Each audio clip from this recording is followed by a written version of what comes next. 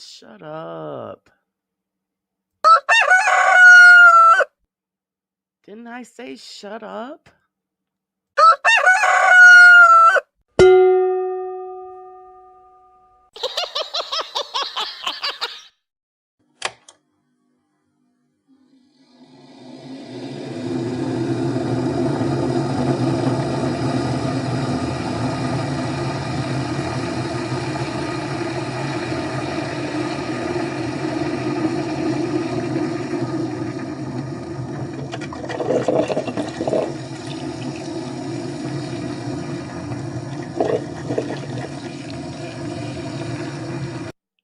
Bet that rooster will think twice before crowing tomorrow morning.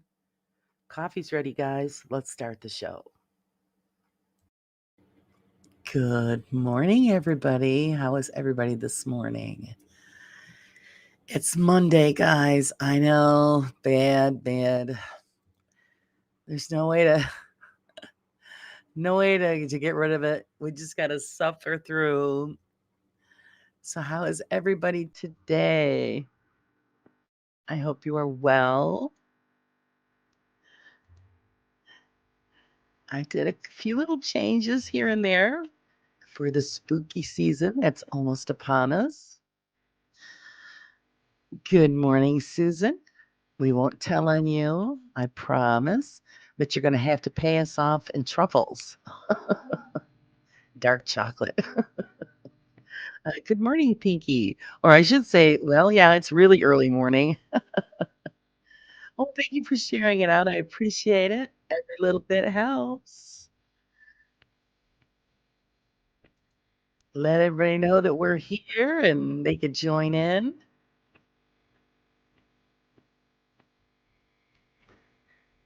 So I hope everybody had a great weekend. How was everyone's weekend? Ours was beautiful actually, and it stinks because I didn't get a chance to get out and enjoy any of it. And it's peak season for autumn colors up on the mountain, and I didn't get up there either. I wish I had, but I just didn't make it. Maybe later. I don't know.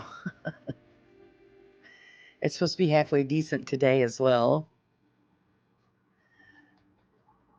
I'm glad that you can work the Discord. I'm still trying to figure that out. I'm getting there, but I don't get on it very often. But I really need to. Oh, good. You had a good weekend. I hope you did something that was relaxing and fun. It was perfect autumn weather here. You couldn't ask for anything better. Hopefully, it'll continue till I get a chance to get out there. Before that evil white stuff shows up.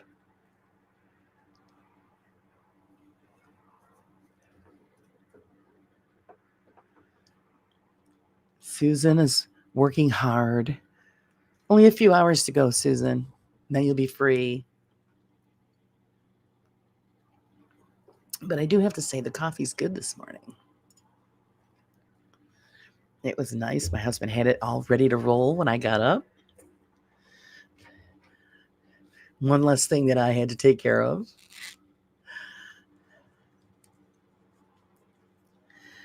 It was a great show yesterday with Cree. I hope everybody enjoyed it. She's such a lovely lady. Parties all weekend, and Sunday was relaxing. It was nice.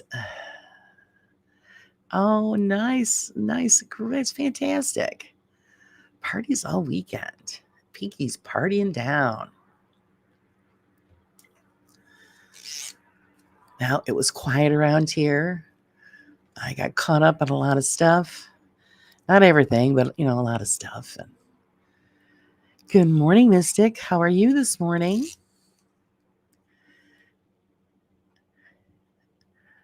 And I've got a whole pile of stuff scheduled for today as well. As they say, no rest for the wicked. She's very interesting. Yes, she is. Cree's very interesting.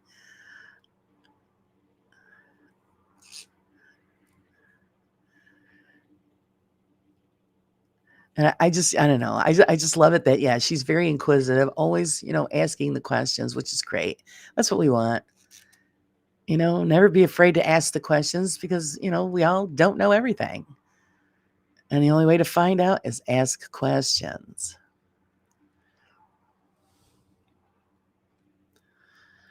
I forgot to shut my screensaver off. It keeps popping up. It's driving me nuts.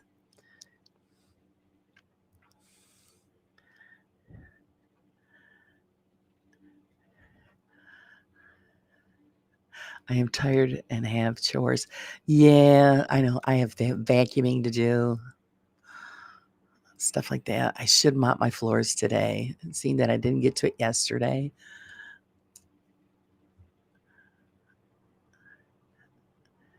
I usually like to do that kind of stuff when nobody's around, when my husband's off to work, because then it stays clean for the whole day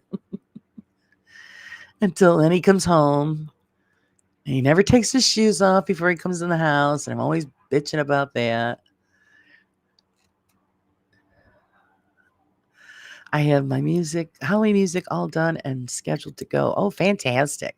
That's what I was doing late last night, going through uh making up clips and music for this morning's show, and just, oh, what a pain in the cheeks that was.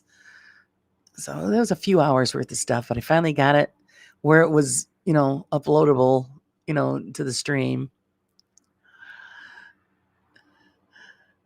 I like questions. I ask a lot of questions. Yeah, you should. You should ask questions. That's what we're here for. Ask the questions, and maybe somebody might know the answer. If not, we all can do the research and figure it out.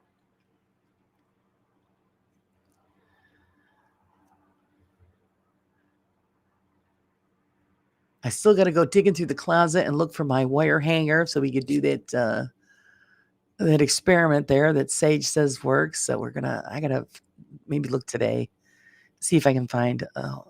I know I got one somewhere around here. There's always a wire hanger around somewhere. I usually save the ones that we get like from the dry cleaner. So I might have to go digging through the closet. Maybe my husband's suit's got a wire hanger that I could swap out for a different one. Yeah, looking forward to the music. That's going to be nice. I love it now that everybody's getting back to their projects, their videos, because as we all know, the drama has been pretty much running the show on YouTube. So it's nice that everybody's getting back into the groove. So I'm looking forward to all the new stuff. Good morning, graduate. How are you? I never sent my poem. I'm nuts. Uh, yeah, because I just actually uploaded it this morning. Mystic. That's okay. Send it to me anyway, and I'll put it in the next issue. That's all. It's not a loss. We'll save it for the next issue for November. There'll be one each week up until Halloween. And on Halloween, my time, the whole album is one video for my first premiere. Oh, that's going to be awesome. It's going to be awesome. No wire hangers ever. Yeah.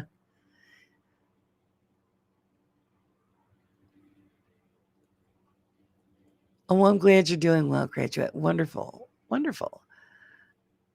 We still have some because we use them in projects, or like sometimes, like, believe it or not, plumbing, you might need it, to stick a hanger down in there to grab something, to pull something out of a pipe or something. And I do, a lot of crafting. So I might use a wire hanger as a base for framework for something that I'm making. We used to do it like making wreaths and stuff like that. We used to use a lot of wire hangers for a base to make that kind of stuff.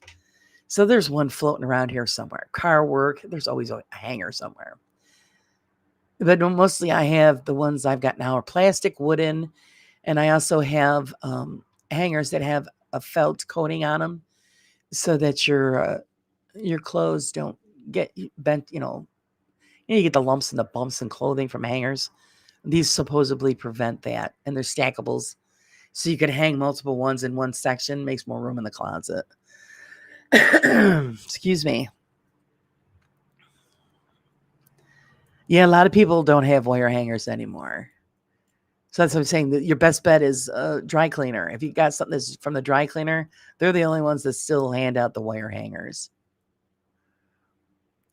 So I'll be in search for that, just to so I could test out that energy experiment.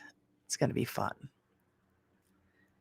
Yeah, the felt ones. Yeah, they're nice. Actually, I got my mother-in-law gave them to me. She got them from, I think, QVC, and they interlock with each other. So, like I said, you could hang them multiple ones, interlocking with each other, so it hangs down and it gives you more room in the closet. So it's multiple items hooked together on all of the hangers. It's pretty cool.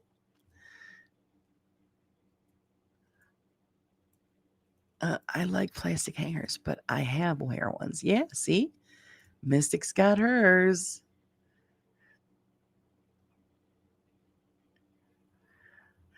If you're in a room and there's a ghost in the room, but you are the only one in the room, how is this possible? Okay, let me reread that. If you're in a room and there's a ghost in the room, but you are the only one in the room, how is this possible?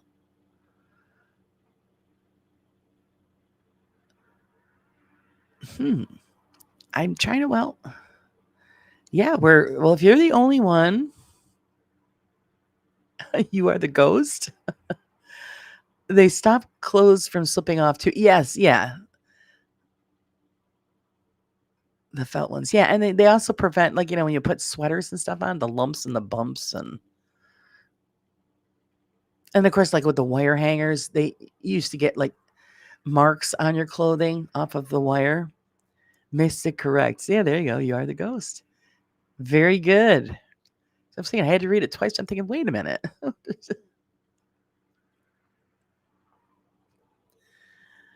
Mystic gets the cookie this morning. Woohoo!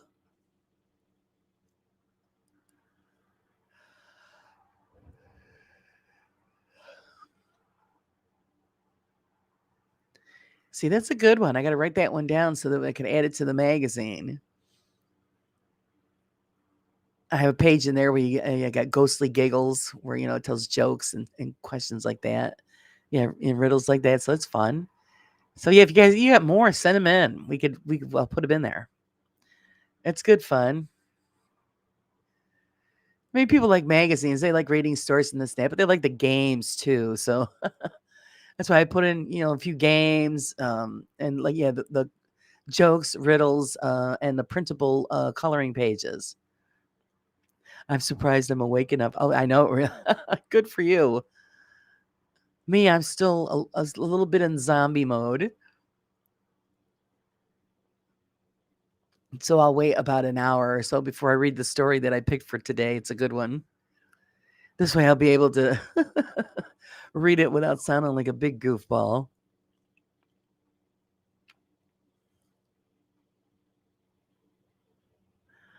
And see, there are your cookies. And she gave you 5. That's all right.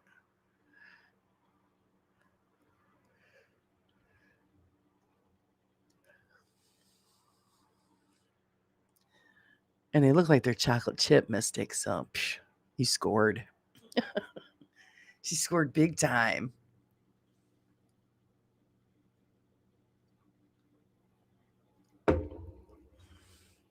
Oh, here we go. Here's another one. There you go, Mystic.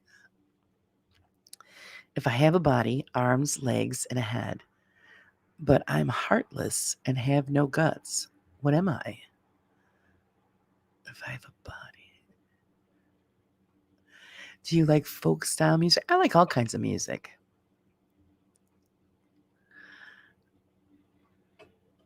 Small crowd this morning, but it's Monday. Yeah, I think everybody, it's got to give them time to wake up. They'll just roll in as they roll out of bed, apparently. That's okay. Makes it easier to ask questions. Okay, we're gonna see if I have a body, arms, legs, and head, but I am heartless and have no guts. What am I? An autopsy. Yeah, that makes sense. Is she right?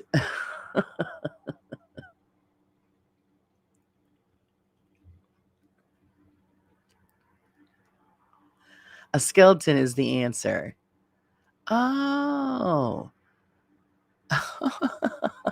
An autopsy is a good response, though. A skeleton. If I have a body, arms, legs, and head. I don't know, but you would think that because they say body, that would a politician. There you go. I would say that's the correct answer.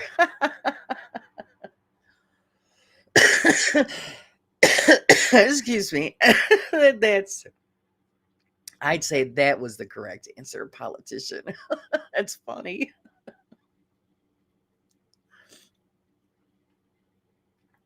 I guess it depends on who's telling the joke. That was good.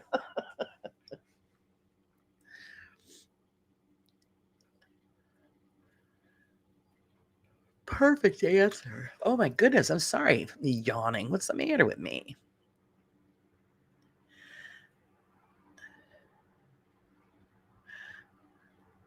I thought I read it. Where am I? But yeah, you're sharp as Dick this morning. A politician has no heart or brain. Yeah.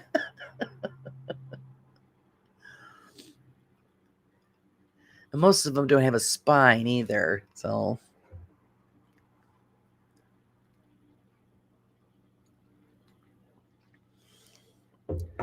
but they're well schooled in how to screw people over.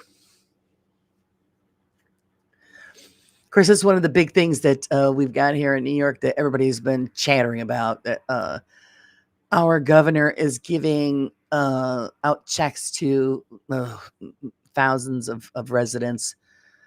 I forget what it's for, cost of living increase or something. So she's compensating everybody, with small amounts of money, a return. And so my husband and everybody keeps talking about it. I go, you know what? I'll believe it when the check shows up in my account. That's when I'll believe it. Otherwise, yeah, sure. Even though they keep saying they're coming, well, I'm still waiting. Let's see. What is wicked, homeless, white, and goes up and down? They're like the scarecrow in the Wizard of Oz. Yeah, you're right. What is wicked, homeless, white, and goes up and down? Hooker. Good morning, Steph. How are you? I hope you're feeling better. They have deep pockets, though. Oh, sure they do. A ghost in an elevator. There you go. What is wicked, homeless, white, and goes up and down? How is Miss Steph feeling today? Hopefully you're better. Hopefully that medicine's doing its job.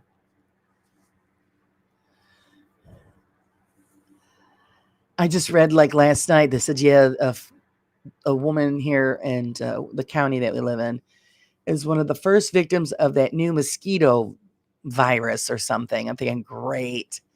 Well, I'm not going outside after dark time anymore. That's it. Because mosquitoes love me. So we're just going to avoid that altogether. We get to check that our taxes go. Well, that's what it is. And that's, relatives of mine were saying, posting actually on Facebook. Oh, because just in time, for everybody to pay their school taxes. How convenient. Because, yeah, everybody will get, it depends on your income, how much you're going to get. And, yeah, school taxes are coming up. So, yeah, that's where that money's going to go. Sorry about the dog. She's voicing her opinion.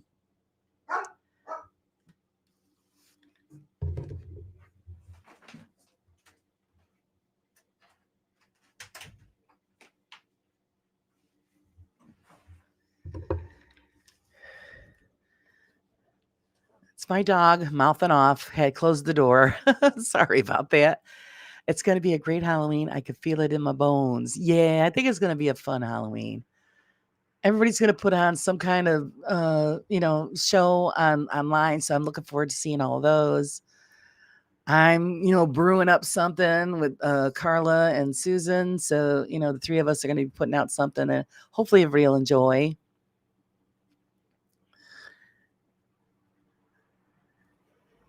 So that should be fun.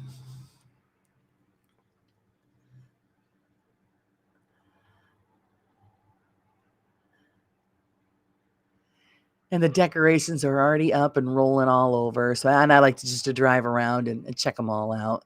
Some people have some really cute things. It's like Social Security, we get a raise, and then Medicaid. Yeah, exactly, Mystic. Exactly.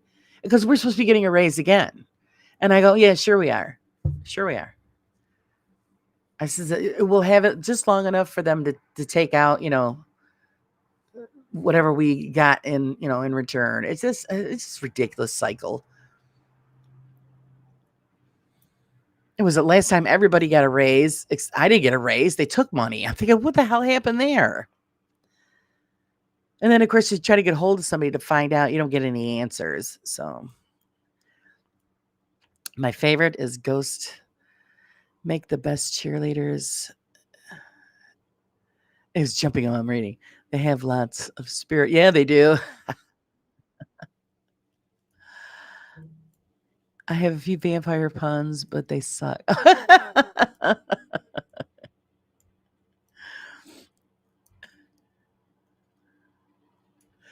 Let's see. Good morning. Yes, good morning, Steph. I hope you are well. I'm finally starting to wake up. And crazy enough, yeah, I actually got a halfway decent night's sleep. So it's a bonus this morning.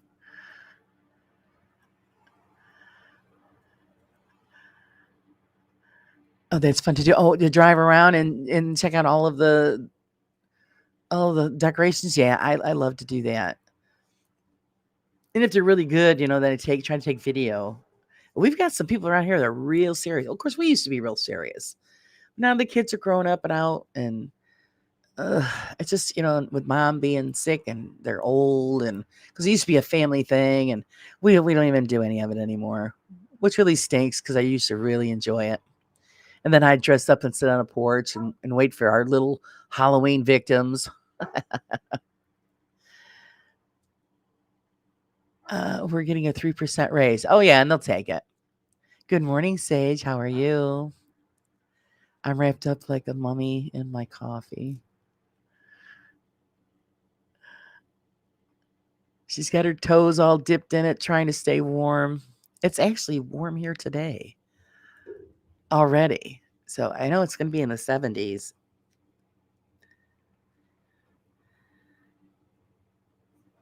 Oops. That's what they're claiming. Yeah, 56 so far. And it's going to be almost 80 today. So that's all right. And no rain. That's the bonus. No rain.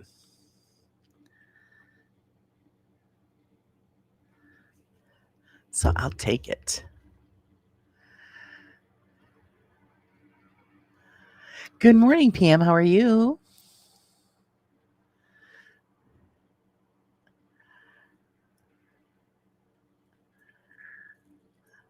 It's cloudy today, so it stays warm, 54 today.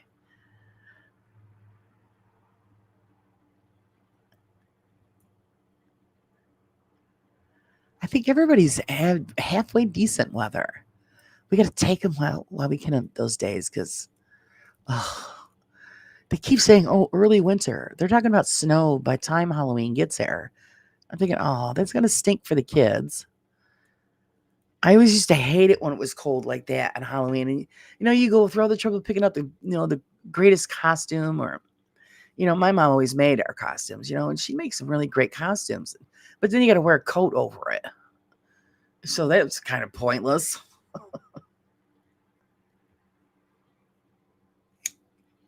How many ghouls and goblins do you know that walk around in a parka?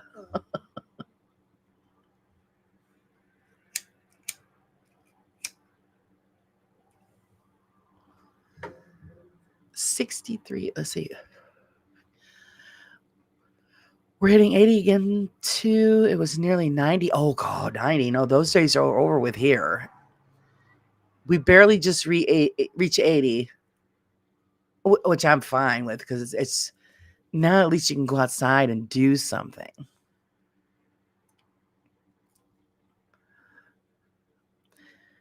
Supposed to have a windstorm here this afternoon. Oh boy, she got an appointment today. So, oh, you like the new picture, the Halloween picture? You missed the clip at the beginning, Sage. I thought it was pretty cool. You have some ghosts floating around. And oh, she had her applesauce made. Good for you. I still didn't make it to the orchard. I will at some point. I have time.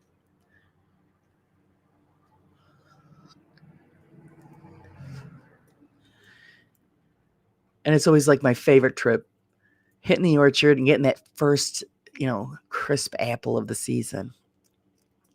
Susan's lurking. She's a bad girl. She's at work.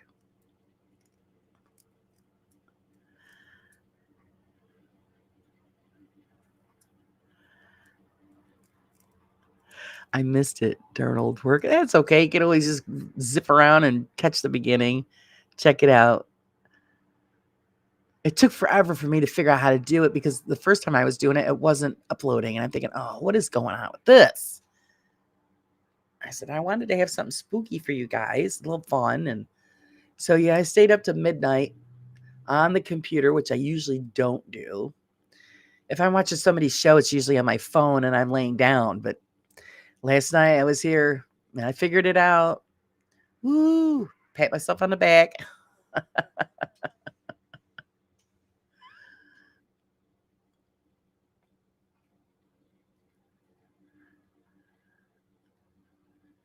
You got to change it up. I get bored with the same old thing all the time.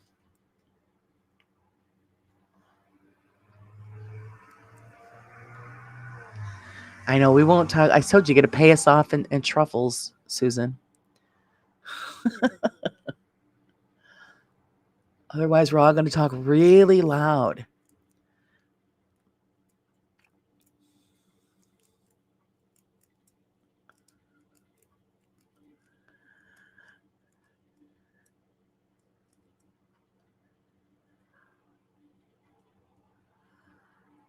Two types of pears for me. Oh boy. I used to love going to my grandmother's to pick pears. She had 2 pear trees. She had 2 pear trees, cherry trees, and I forgot something else. She had a lot of fruit trees in her yard. So yeah, it was a big thing. We all go over with our, with the bushel baskets, and everybody would get a couple of those and fill them all up. We had to empty the trees. And it was a whole day thing. It was fun. Good morning, V Team. How are you? Glad you could join us.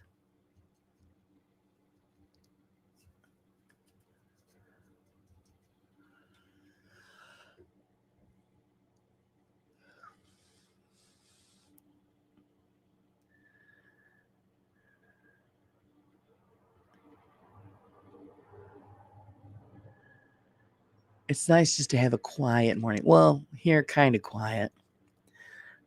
The dog stopped barking, but we still got morning traffic going by. Everybody on their way to work. That's why it's nice sometimes to get up really early, and then it's just really quiet and contemplate the day. Or just sit there and do nothing and absorb the peace, which doesn't happen too often.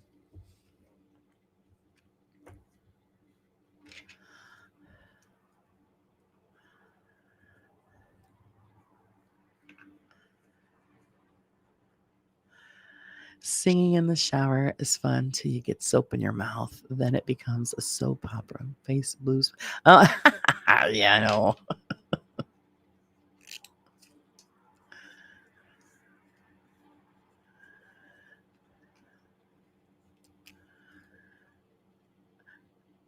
That's when, you don't hit the high notes there when you're you're in the shower.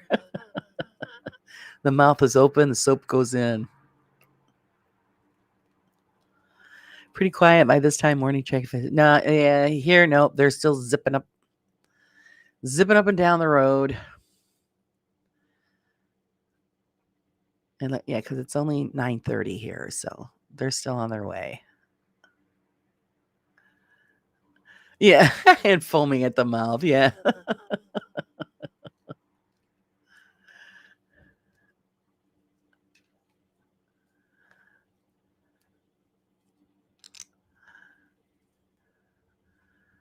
not a good look for most people.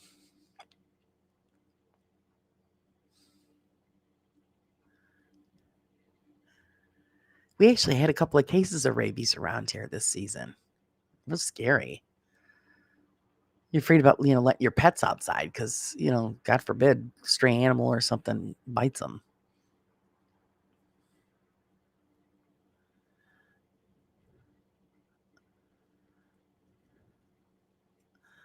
Actually, a friend of mine got bit by a bat this year.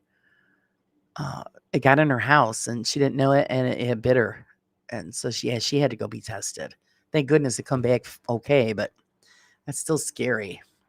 And they were lucky enough that her husband got the bat, so the bat could be tested as well. My road is a side street, but close to busy traffic. Yeah, see, ours is one of a main. It's a main road. They consider it. It's considered a state highway. And when the hospital was open up the street, oh, the traffic!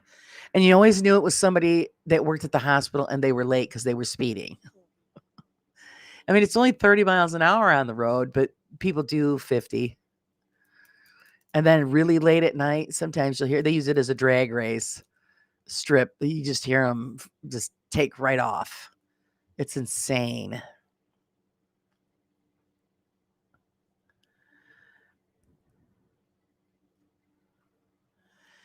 Do you know the corduroy pillows are back in style? Oh, say it's not so. Yeah, is that a serious question? Because say it's not a corduroy. I always hated corduroy.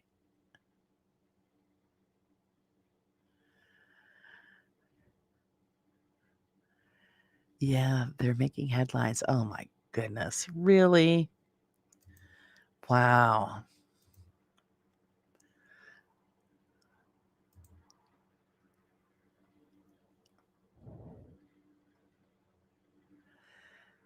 That's just insane.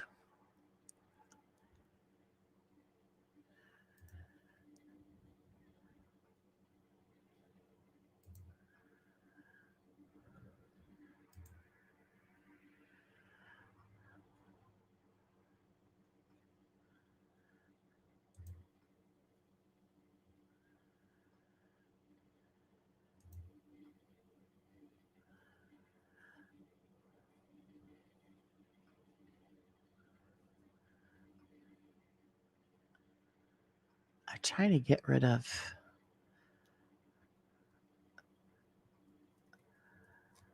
that stupid screensaver thing keeps popping up. It's driving me nuts. I'm trying to shut it down. What do you do if the coffee hasn't kicked in yet? Oh, fill it up and try again. Remember corduroy furniture? Nightmare to get. Oh, geez. I only owned one pair of corduroy pants in my life. And I remember when I wore them, and I always had a habit of when I walked, I kind of like hit my ankles would kind of like hit against each other. So, the noise that corduroy makes when it's rubbing together has like that whistling sound. I was like, oh no, can't have this. Got to get rid of them. That was the last time.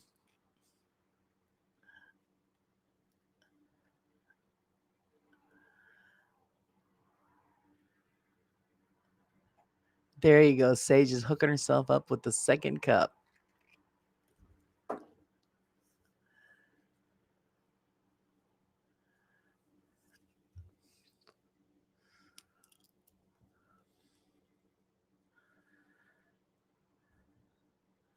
Sorry, I stayed up all night wondering where the sun went, and then it dawned on me. Yeah, it sneaks up.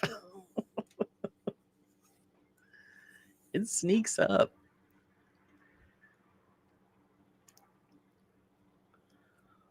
Not corduroy furniture. I don't like that. Yeah. Yeah, it's awful. Just awful. Actually, the cloth that is on my couch, I don't even know what the hell you want to call it, but it's yeah, the dog gets on there. Oh, it's a nightmare.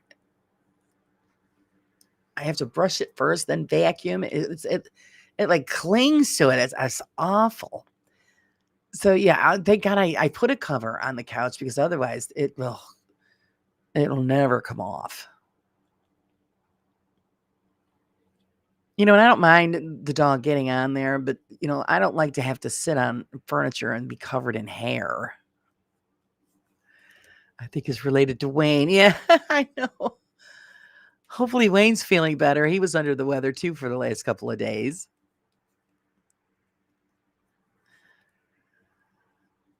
Wayne is such a sweetie.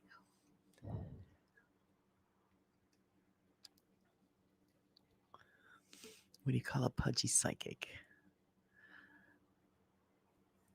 I have no clue.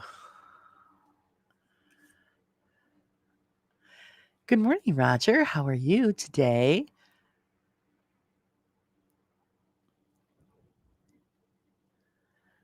A fortune. Oh, God. Yeah, there you go. A fortune teller. Yeah, I have mine. Yeah, I have it covered too. It's just easier than keep yelling at the dog to get off the couch. And like I said, I really don't mind it. So, but it's easier to wash the cover.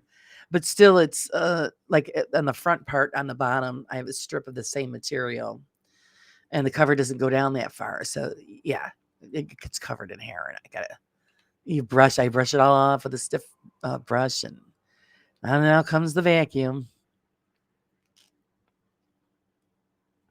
And this is a daily thing. And then sometimes my dog thinks that, she's tunneling to China because she'll pull everything off. And then I'll come out there and all the cushions and the pillows and everything are all on the floor. She's weird. I don't know. I don't know why she does it. It's weird.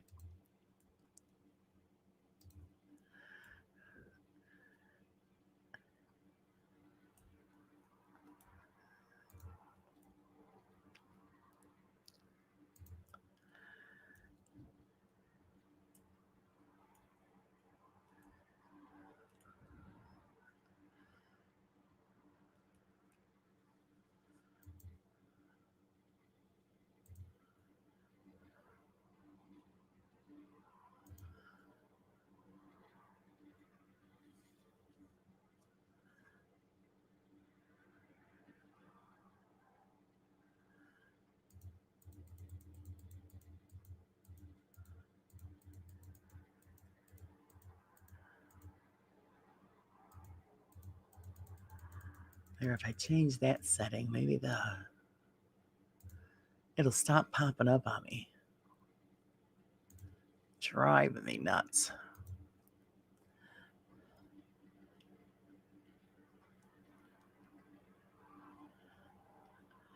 Oh, yeah, cat hair. I know it's never ending. We're just consumed by hair.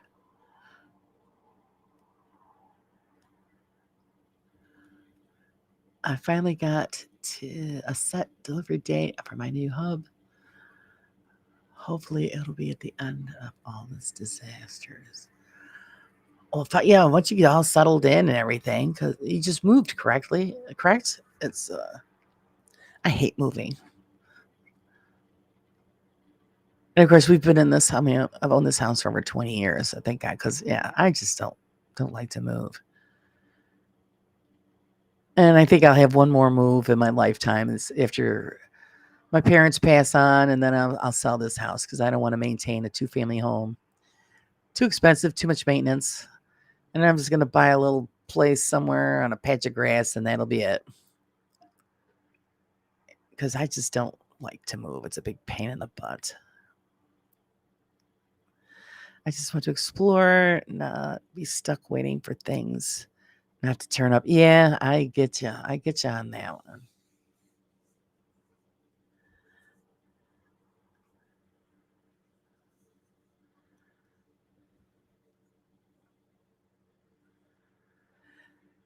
Oh, I know, Pam. Everybody, a lot of people I know love leather couches. My husband doesn't like them.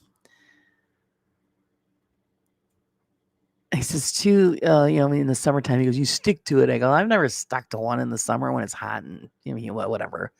This is you just complain, but yeah, cats loved to claw up everything. They would shred a leather couch. They'd destroy it.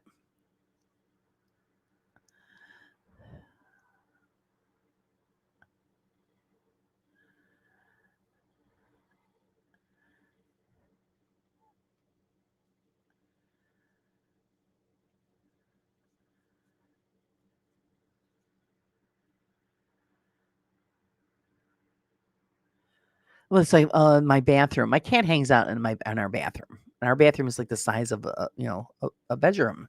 We have a very big bathroom. And so I have, my vanity and stuff in there, and I have a wingback chair uh, in there in front of the vanity. And actually, this is the third wingback chair because the cat decided, it was going to be her scratching post, even though, I had stuff for her to scratch on. And, I can recover most pieces of furniture, but I've never done a wingback chair because you have to dismantle the whole thing. So it's easier just to get another wingback chair.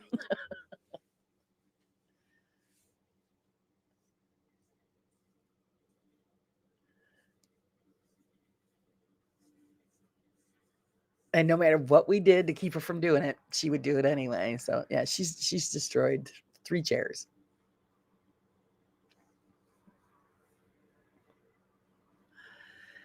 My uncle named his dogs Timex, Rolex. They're his watchdogs. Oh, that was funny.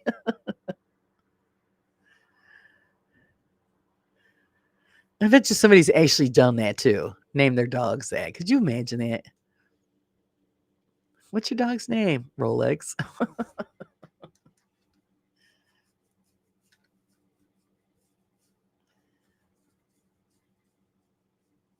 Everybody gets a kick out of my dog's name. And then I tell them, we all went Greek. So when I tell her, the names of the parents and her brothers, 'cause it's all Greek. Because her father was Zeus, mother was Xena, and then I named her, of course, Athena. And then she's got 2 brothers that somebody had adopted from my uncle, and they're Thor and Loki. So yeah, could you band us all getting together and then telling everybody what the names are? Everybody gets a big kick out of it. I'm gonna have to go to bed. I'm really sleepy. Good night. Oh, good night, Pinky. Thanks for stopping in and visiting with us. Get some rest.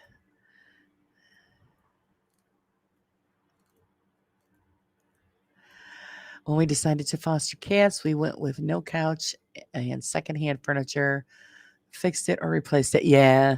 Well, see, the wingback chairs I would get like, at thrift stores or garage sales. So I wouldn't spend a lot of money on it, but they were in good condition. And, or actually at that time, my husband was the maintenance man at a hotel. And the hotel had wingback chairs in the lobby. And when they would get new ones, we would take them, and I'd have them cleaned and I would use it in the bathroom. But yeah, she shredded the crap out of them.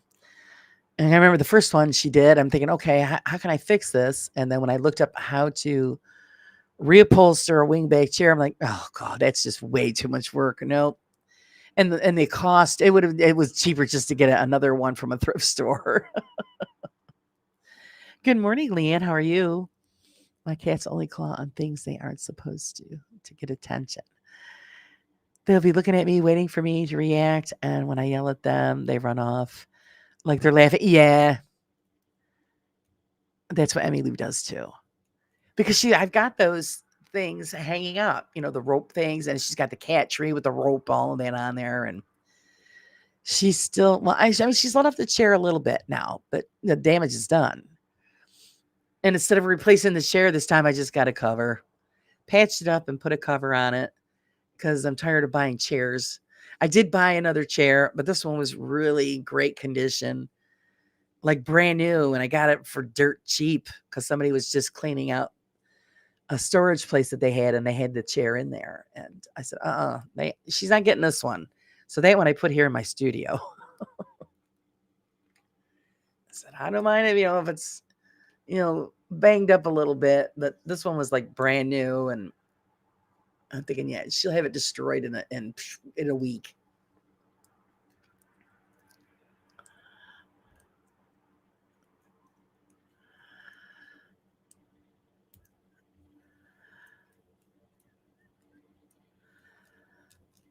Why do people live in Greece? Hate waking up at dawn.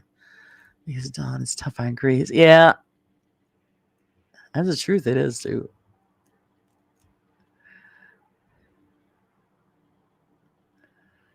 Oh, see, you're lucky. They don't mess with it. Yeah.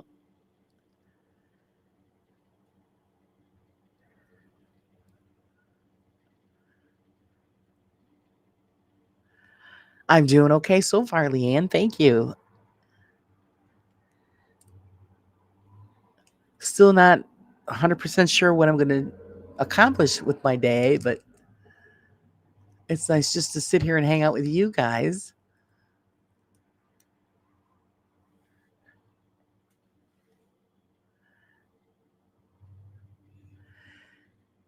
If the chair was worth recovering, I would.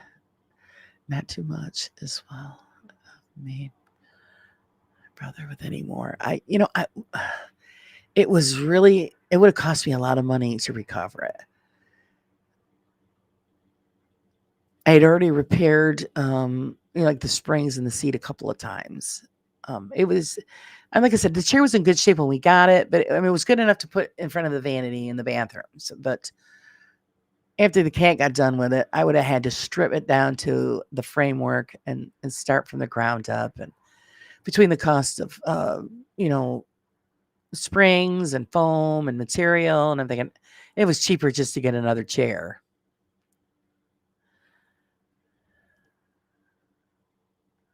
I think if we do a recipe book, we should give the graduate a corn dog recipe. Yeah. That's good. I think that's a great idea to do the recipe thing.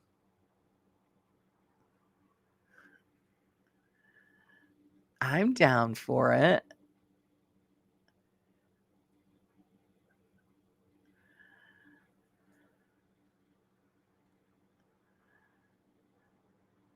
What do Keanu Reeves and Baby Yoda have in common?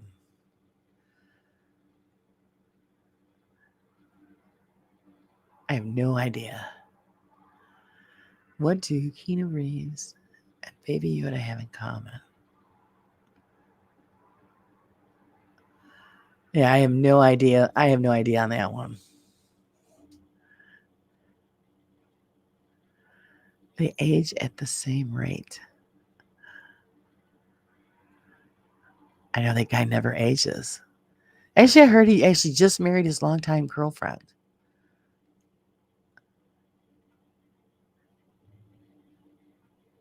I just love him. Yeah, me too, Mystic. He is such a genuine person. I love it. And it is so rare in Hollywood. And he's just a great guy.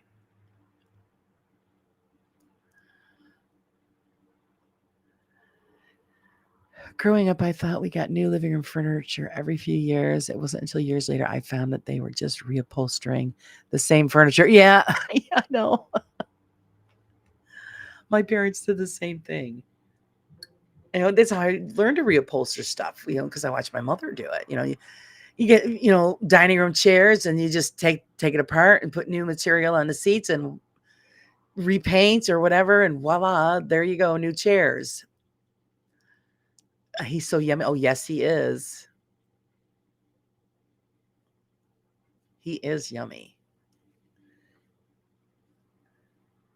And that's why I always had like a large collection of, material and stuff on hand because of stuff like that. And I made everything. It was just better. Instead of going, oh, I need this, go buy it. Well, no, I'll just make it. Of course, I've cut back on all that stuff. I don't do as much sewing as I used to. Why don't sharks eat clowns? He's been through a lot in his life and never turned out Yeah, he has been. And like I said, it's just he's an amazing human being because they taste funny. Yep. I knew it was something like that, Gretchen. I just couldn't remember the punchline because they taste funny.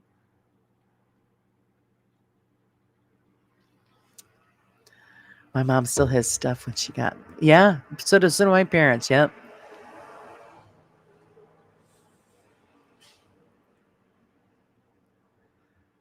Actually, they still have the same furniture. The furniture they had was very heavy wood framed furniture. I don't know what the hell they called it back then. But I mean, now we would call it like rustic, but back then I don't know what it's called. But all my mother did was, yeah, either replace the foam or recovered the foam on the cushions. And furniture like that now would cost a fortune because it was all real wood, heavy, thick wood, not like the pressed board garbage that they sell nowadays.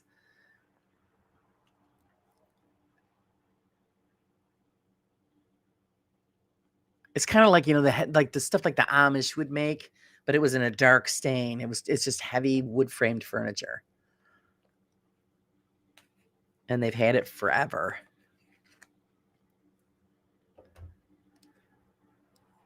Same thing with dishes, and like my mother and father still have the same original stainless steel cooking set that they got when they were married. My mom, they still use it. Or then when you see like online, oh, do you remember this? And you'll have like the milk glass dishes and all these. I go, oh my God, we have those in the attic. Or like the casserole dishes, oh God, what the hell is this stuff made out of? The white with the blue stenciling on. I have those in my cupboard. We still have these things. I just die laughing. Because it's like, oh, well, we still use those. Even though they're like 60 years or 80 years old. I found out because last time they got furniture, mom was really mad because the company replaced the springs and it wasn't comfortable anymore. Oh, they ruined it on her. Do you know I saw a thing on cat video about scratching posts and cats would be the reason they like your chair. Says that the scratching post should be taller than them. Yeah, oh, yeah, we do. We have one. Yeah, the one in the living room is tall. Um, and then I have two in the bathroom that hang on doorknobs. She tears them up. But every now, like, of course, that's before I got the ones in the bathroom. That's when she used to attack the chair. Yeah, I remember that stuff too. It was hardwood. Yeah, heavy wood. I mean, the coffee table, it takes two people to pick it up. So it was well-made furniture. Like I said, nowadays, furniture just doesn't last nowadays unless you go to the Amish or, really high-end furniture stores. But even some of the high-end stores are selling garbage nowadays. If I want anything specialty made, I have a friend who makes furniture. And I'll have, say, gee, could you make this for me? And, what are you going to charge me? And he usually gives me a halfway decent price because we're friends. And he's so talented at it, but he doesn't do it for a living. That just blows my mind.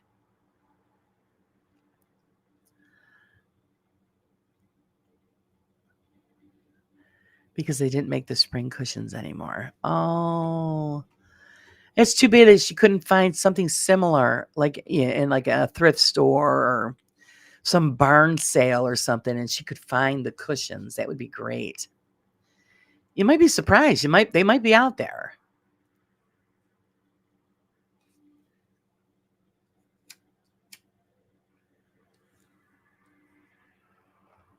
It's pretty amazing what people save. When we used to go up to Alex Bay, there was this Big Red Barn place. That's what it was called, the Big Red Barn. And this guy was a collector. And I shit you not. This guy had everything. I mean, everything. If you were looking for some old oddity or something, that they didn't make anymore, this guy had it. Blew my mind, the stuff that he had.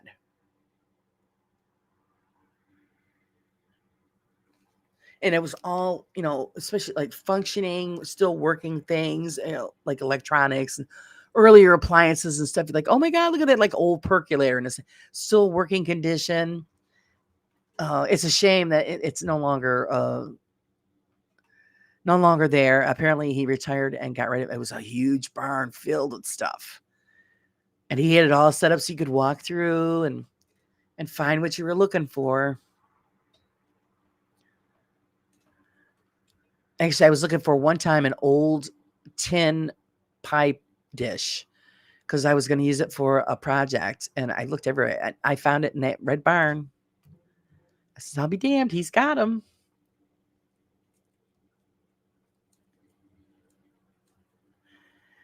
You sing if you're happy and you know it, clap your hands.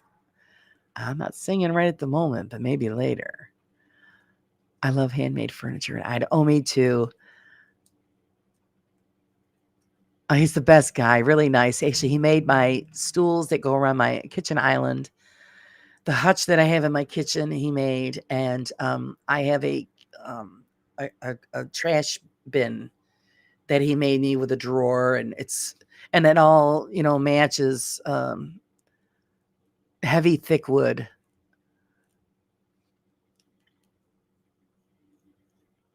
And I told him exactly what I wanted and what, design and everything. And he did it for me. And it didn't cost me, my firstborn, which was also a blessing.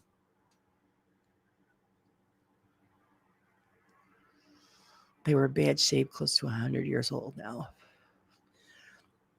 You know what, Pam, my mother-in-law had this day bed. And same thing. It had the cushions, it was the spring cushions. That was like the best thing I ever slept on. Oh my God, it was awesome. And I don't know what they ever did with it. It's a shame. I wish I would have taken it if I knew they were getting rid of it. But that was the most comfortable thing.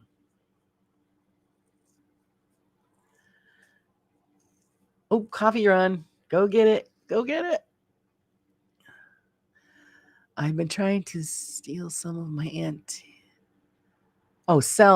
antiques, and everyone is like things you can just throw away. No, we got to see that's the problem. I even spoke to a guy that I knew that he was running an antique shop, and he was also a gold guy. Where if you wanted to get rid of your gold, you went there and he gave you money for it. And he said they got rid of the antique part of the store because he says this generation doesn't appreciate antiques and the stuff isn't selling. And he had some gorgeous stuff in there. He had a piano in there I would have killed for. It was beautiful.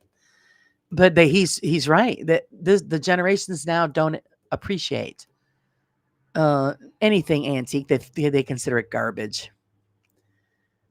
And they're nuts. That's when stuff was made to last. Laura, was it reclaimed wood? My hutch was. Actually, yeah, I believe all of it was. The hutch is out of barnwood. So it has like that gray finish to it, rough cut barnwood, which I loved it. My stools are actually made out of tree logs. It's that log style, rustic log style.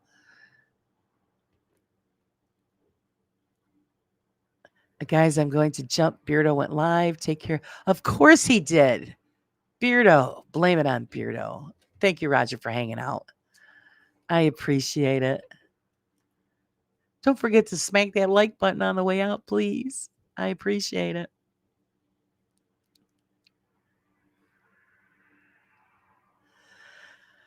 I think she also doesn't expect to redo it again in her lifetime. Yeah.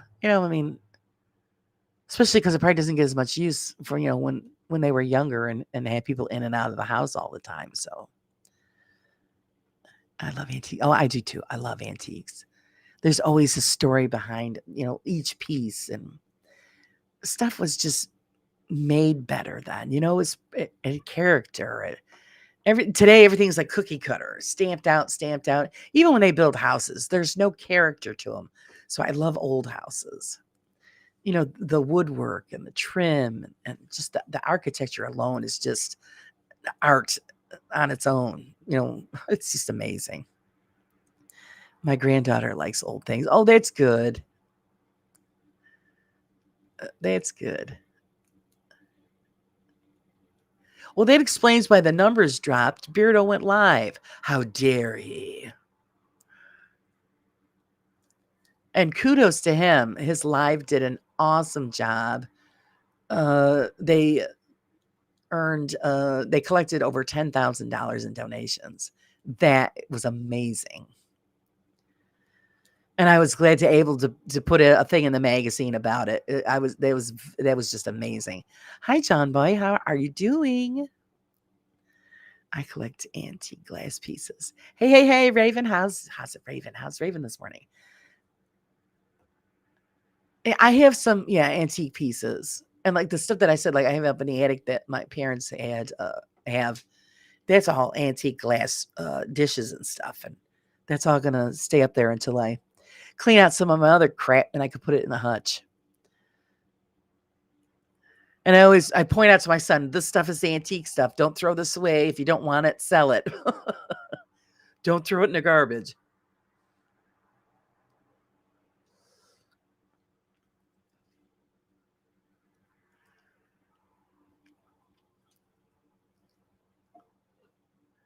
So glad you guys could hang with us.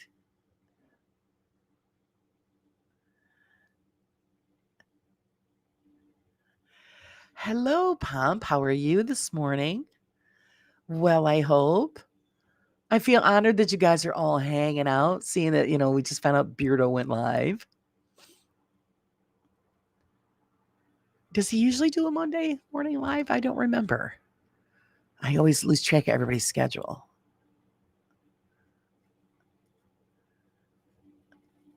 I figured I would settle into, Monday, Wednesdays, Fridays, and Sundays to do the morning stream. It seems to be a good time, but,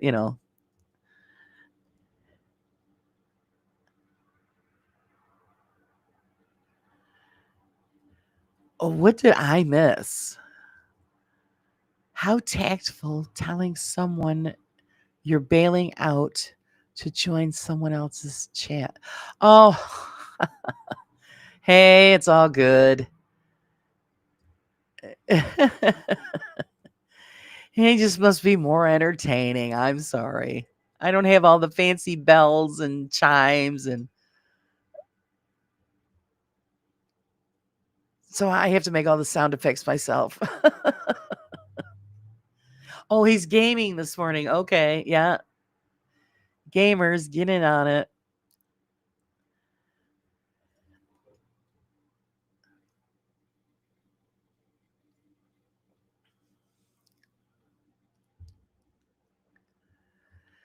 I had a shot show of a day. Another phone dropped in bath and frazzled. Luckily, Mummy bailed. So he's just testing OBS, is working, and now got playing. Yeah, I know. Yeah, because he had to install all of that before the 24-hour thing. So yeah, morning pew pews. Yeah, don't think that, Laura. Oh well. Hey, I know my place in the game.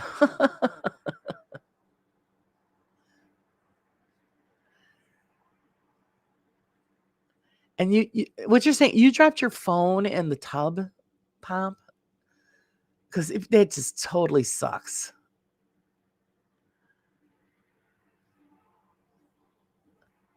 I always make sure that my phone is nowhere near anything that has to do with water.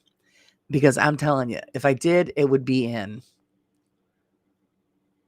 That's why it always kills me when everybody says, I dropped my phone in the toilet. Well, keep it out of your back pocket for one. Yes, ma'am, was watching YouTube in the bath. Oh, no. Oh, that is awful.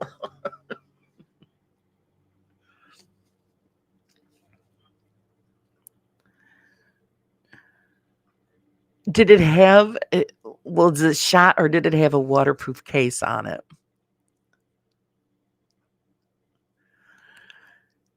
I spent the money on a waterproof case when I first got my first cell phone. The case cost me $50.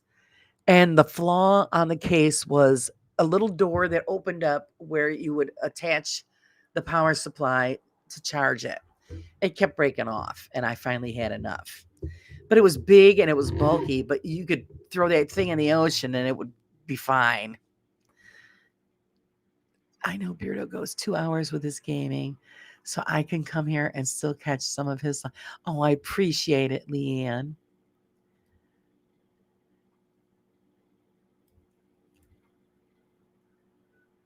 Oh, yeah, fried. Yikes. Well, it's a way of getting a new phone. That really, yeah, I tried that rice thing. It never worked. Never worked. Because that happened to my sister one year. We were at the lake and she forgot she had her phone in her shirt and she bent over to feel the water and the phone went right in. She grabbed it out quick, but no, it's still the damage was done. She had it in a bowl of rice for weeks. It didn't do any. It didn't do anything. So yeah, I'm sorry to hear that, Pump. It was like last year I had this my phone, and this happens all the time. I'm sure it happens to you guys. The phone's finally paid off, and then something happens to it and it breaks. And that's what happened to me last time. I had it on the counter. I was watching something while I was cooking, and doesn't it fall over? And I had one of those glass screen protectors on it, and it had the curved screen, and it fell over just perfectly that the curved part hit the corner of the cutting board that it was on. And yeah, it broke the screen. So I said, well, the screen protector didn't do jack. So yeah, then I had to go back out and I was so upset. I said, the phone was finally paid for, and now I got to go into debt again to buy another phone. Good morning, Purple. How are you?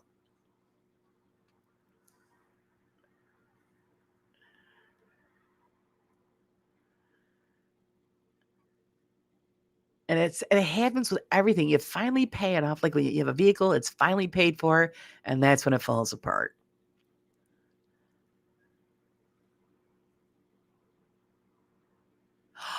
You only had it for 3 weeks. Oh, Pop, that's awful.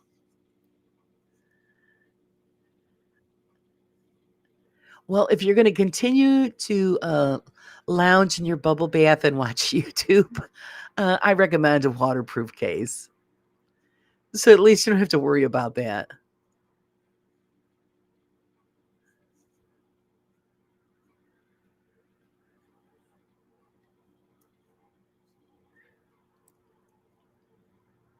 Or set up a, like a shelving system that goes across the tub. So you could set the phone on it, and so if it fell over, it'll land on the shelving part instead of, plopping into the water. Back when I had a Razor flip phone, it went through everything, water, mud, dropping it, and it never failed me. That's awesome. Now they're just, phones are expensive. It's like it's a mini computer you're buying, and yeah, you'd think they would come up with a way to waterproof it without these big bulky cases. So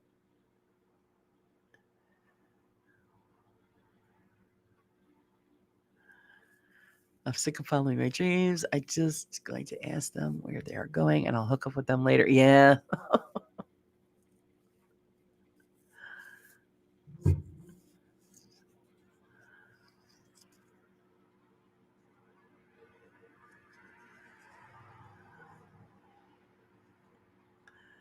I was continuing to use it with a screen protector.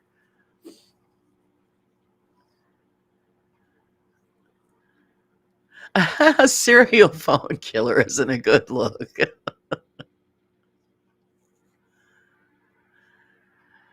Like I said, one time, like I said, I had a family member. They had just bought their phone, but it was not like Palms 3 weeks. It was like 24 hours, and he had a bad habit of having it in his pocket, in the back pocket. And he went in to go use the restroom, right into the toilet. Goes back to the store, and the guy goes, "What the hell are you doing here now?" "Yeah, you just bought a phone." And he goes, "Well, guess what? I'm here to get another one." I sometimes take my waterproof Bluetooth speaker into the bathroom for my bubble bath, but the phone stays in the living room. Very smart.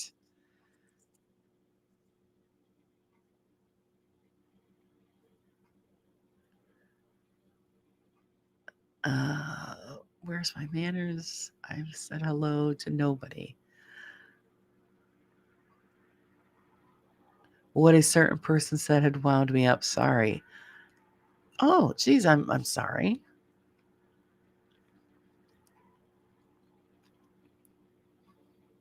Was it about them dipping out, Pop? Don't worry about it.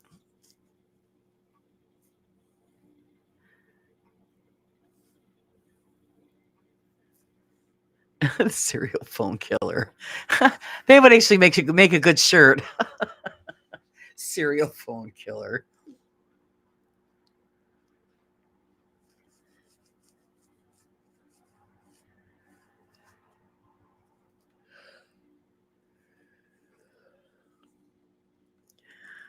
Do you know I have a superpower? I can make a traffic light change red when I approach. Yeah.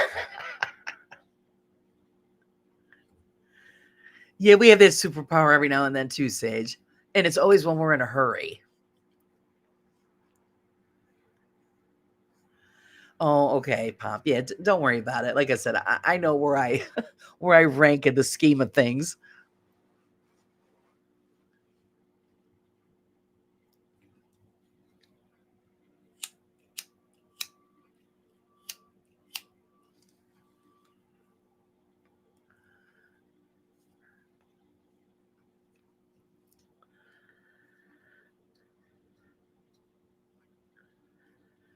Let's see. My vehicle stops at all the mini skirt the mini skirt crossings. You're at the same crossings that my husband is at, then. He breaks for mini skirts and big boobs and Asian women. There's a list.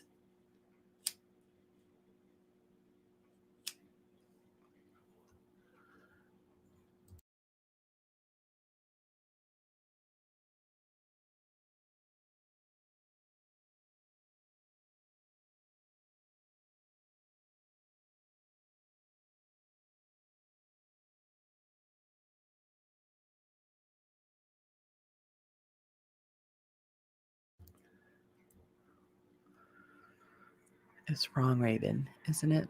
And he does it all. He does it all the time. Well,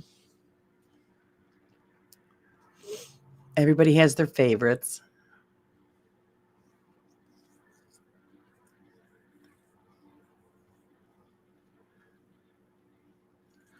There's nothing we can do about that.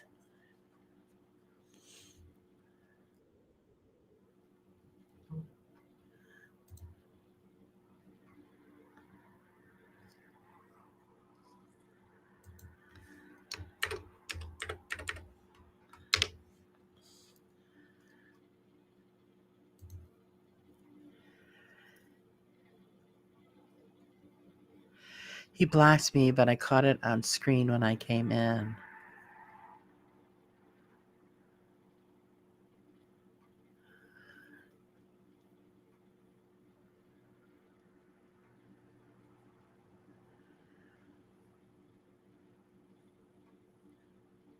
Yeah, that's like I said, it's everybody has their favorites. It's fine. It's. Let's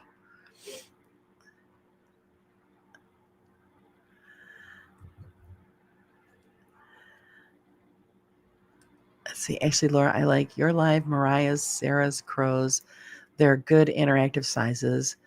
Beardo, I like some of his debunks and stuff, but I'm happy to catch most whenever. I enjoy his stuff too, but yeah, it's such a large crowd that, and God bless them, maybe I'll be that lucky, but it's hard to interact when you've got 300-400 people watching.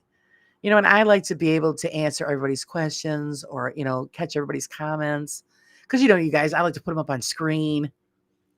So it's hard when you've got that many people, and so you can't take offense if you get in there and they don't say hello because they're not, it goes so fast, you can't catch it. And I always, even when I'm in there and I'll say, hey, if I didn't catch you, I'm sorry. Hi to everybody I missed. You just can't do it. I'm sometimes in 3 or 4 lives at the same time. Yeah, me too. Me too. Thank God for split screen because there'll be a lot of them that, oh, I don't want to miss that. And I don't want to wait till rewatch. So I split it and watch them simultaneously.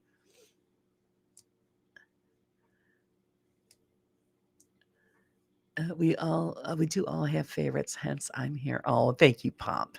I appreciate that.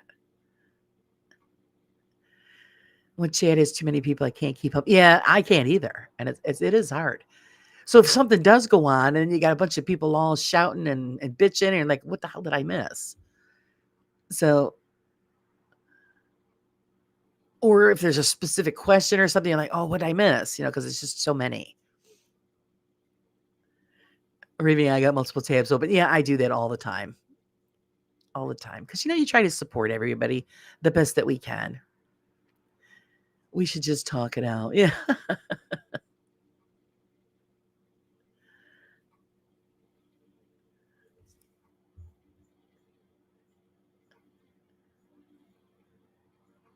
I've been in 3 at one time. Yeah, me too.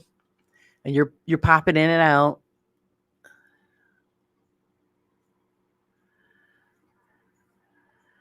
I only interact on my phone. It's mostly, yeah, I do that too when I'm on my phone. Um, but I'll have my phone going as I'm looking at the computer because typing just takes too long. So if I talk it into my phone, then I can post it right away and it's over and done with.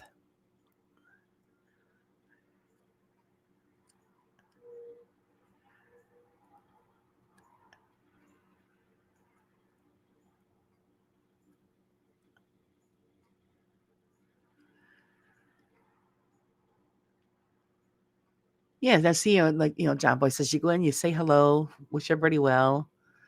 And if you're not into what they're playing, then you move on. But I enjoy the gaming. It's fun. And I do, yeah, I go to Ravens a lot too. And I might lurk most of the time. And I just sit there and watch them play. You guys, it's amazing how you can do those games. I stink at all of them. Of course, if I put more effort into it, I'd probably be all right. Because I used to be good at gaming. But it's just, oh, geez, all of the things you got to learn. The controller is the one thing. I'm figuring out what button is for what and everything else. It's a big pain in the cheek sometimes. So it's easier just to watch you guys do it.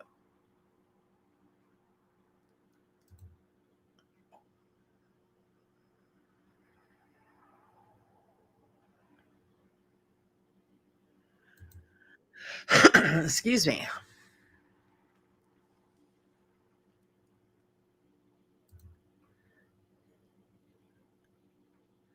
I struggle to watch people gaming, but I want to support you and Raven John Boy.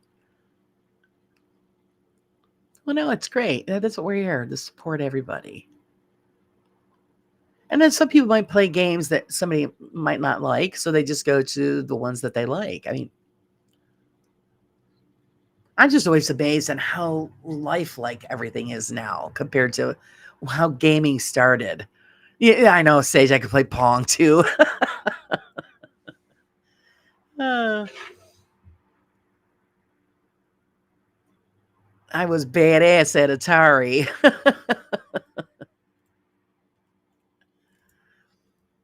Yeah, you just even if you can't stay, you pop in, you say hello, you hit the like button, you comment, you donate if you want to, $1 or two, and you just move along. And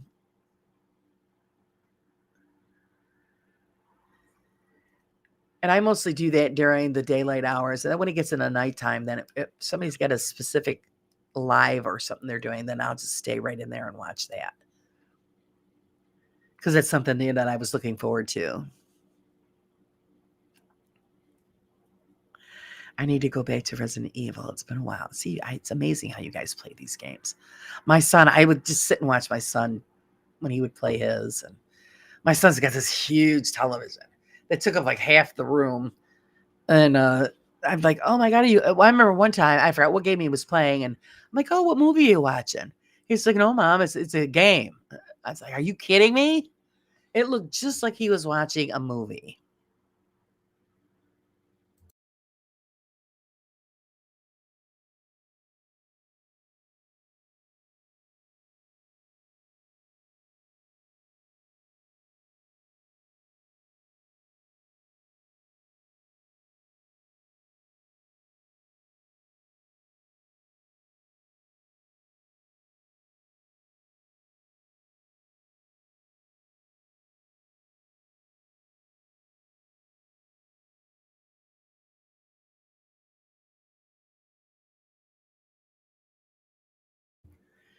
Tennis on Atari was the first game I ever played. Well, I played, like the games. I was legend at Guitar Hero. Oh, I wanted always to play that, and I never did.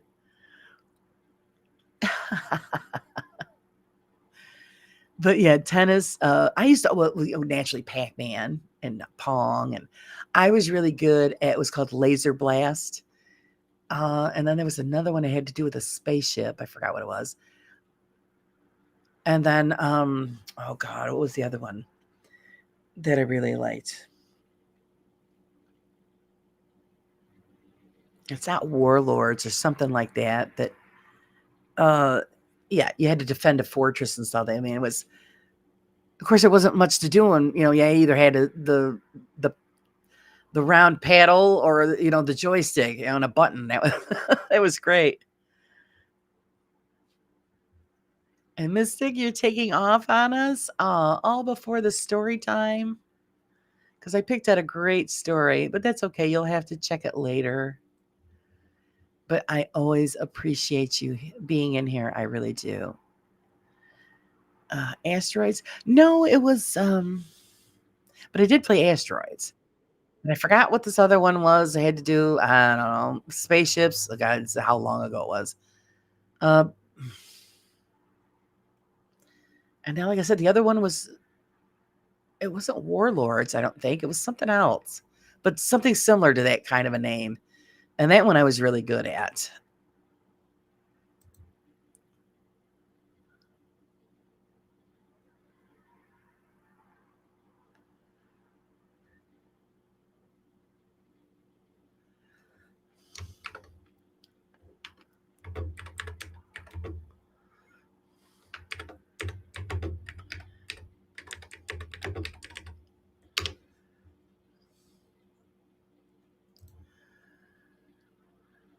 Football Manager, same. My dad's a gamer.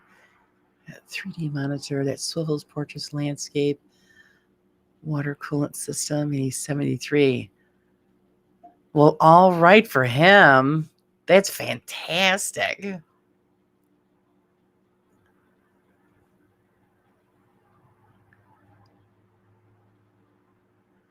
I love it when the older generation keeps up with technology. I think it is awesome.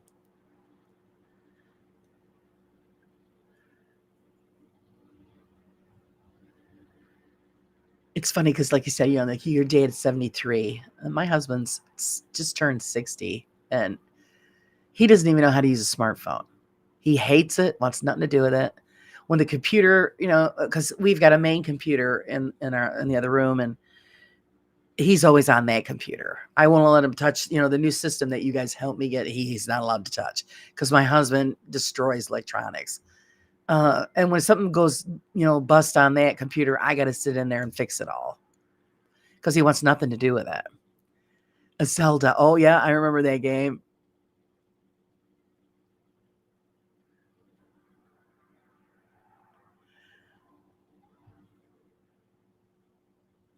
With bad hands, I can't play, so I play the mystery games a lot. Yeah, it's well, like I said, I've never. It's so the controllers have just gotten more complicated. You got to push B and A and flip this switch, and you got to do it all at the same time. Or yeah, you know what? I don't want to go through all that trouble. I really don't. So that's why I always just watch Raven and all you guys play the games. They're just, they're younger. Let them play it, and I'll just enjoy it.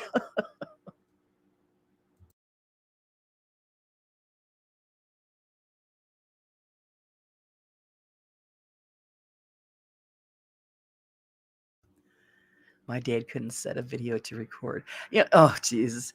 Yeah, I remember having to show my in-laws how to use a VCR because they didn't know how to do it.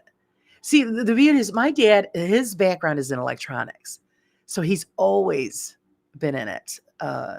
He's got degrees in it. But I noticed that the older he gets, the less interested he is.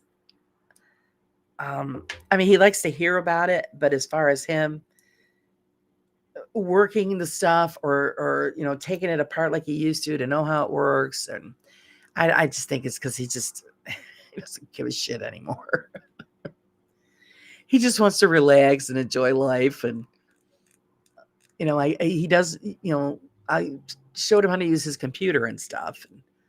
Because we used the very first computer that came out that you used to have to hook up to your TV. We had that. When you used to sit for hours to do one program. That was a good time. And then if you screwed up one thing, it didn't work.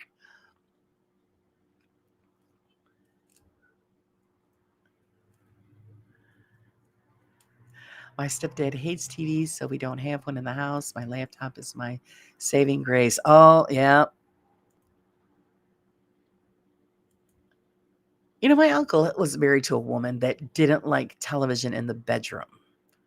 She goes, "You're in there to sleep, not watch TV." So she wouldn't allow him to put one in there. I'm thinking, oh, you got to be kidding me, right?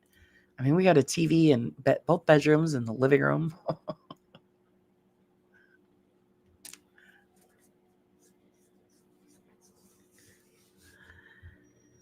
Me too, Vic 20, and then the Commodore 64. Yep.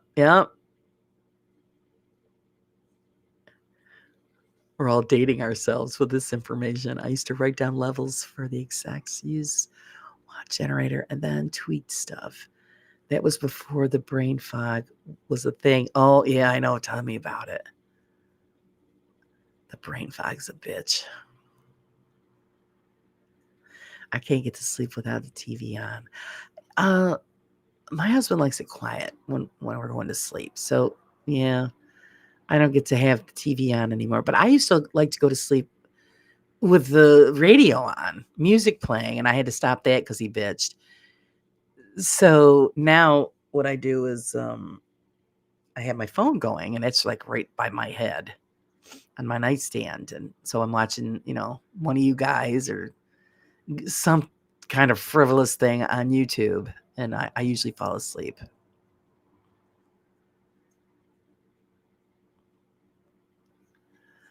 I love falling asleep with the TV on, but I don't have a TV at the moment. Oh, well, it's nice you get, your phone or, your computer, Raven. You could do the same thing. You just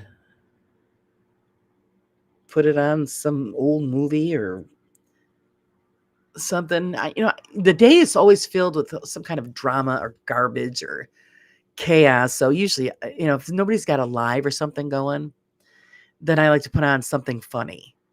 So it's just a joyful way to end the day.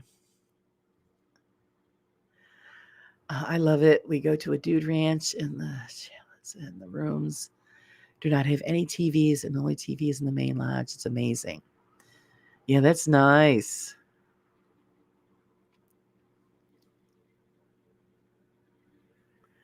Trouble is, it gets into your dreams. Well, yeah, that's what I'm saying. I always watch something funny, like Whose Line Is It Anyway? So that I'm falling asleep with, something funny.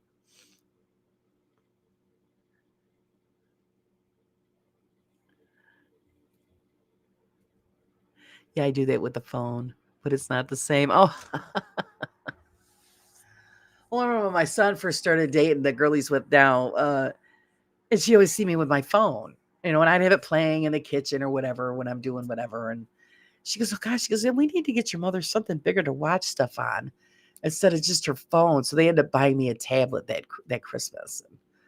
I have it. I appreciated it. It's a lovely, but I rarely use it. I still use my phone. It's easier to carry around. I don't think I could last 24 hours without a TV at all. Oh, it doesn't bother me in the least. When we take off for the weekend and my husband will be watching TV, I'm sitting outside looking at the lake. You try to get all that noise out of your head. I mean, don't get me wrong. I do bring the laptop and stuff because I usually have work that I want to get finished, but I only do that for a little bit, and then most of the time it's hanging out, you know, on the patio looking at the lake and listening to the loons and the water, and I rather do that than anything else. I like silence with earplugs in, but falling asleep to rain is my favorite. Oh, it's so calming, John Boy. It is. Actually, when there's a storm, I love when there's a storm. Of course, I know lately these past few storms that we've had made me shit myself and thinking maybe we should go to the basement instead of going back to sleep. My poor dog's going bananas. Then we had a clap of thunder the last couple of storms back. It was so bad. I mean, the whole entire house shook. It was horrible.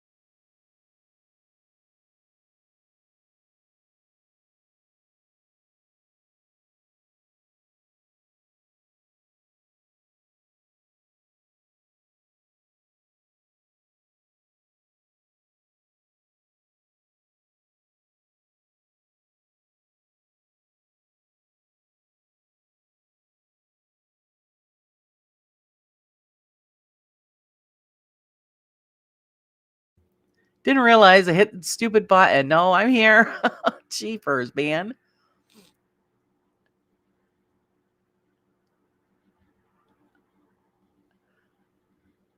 I hope you heard me say hi. Hi, Big Stu. I don't know if you heard me. I didn't realize that I hit the mic button.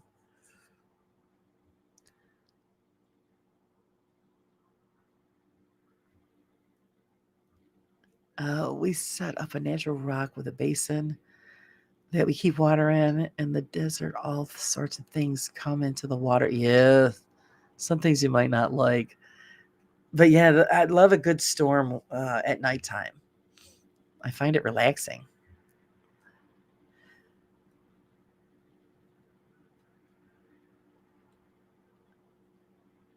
Nope, nope, you're not deaf.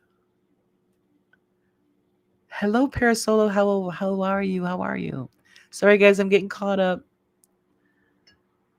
That's what happens when you touch buttons. Laura, no buttons. Bad girl.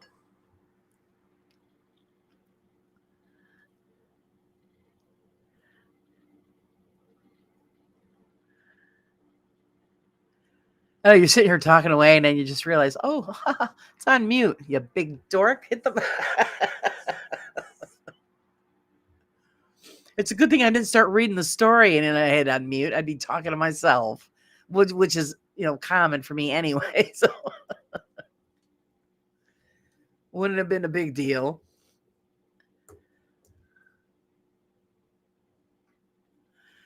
I'd go to the zoo every day if I could. Oh, that's good. Our zoo here is still under construction, so a lot of the animals aren't there at the moment. But they did have a big dinosaur exhibit, and I did film some of it and intended to put it out there so you guys could see it. And still haven't gotten to it yet. But it was really cool how they had the animatronic dinosaurs.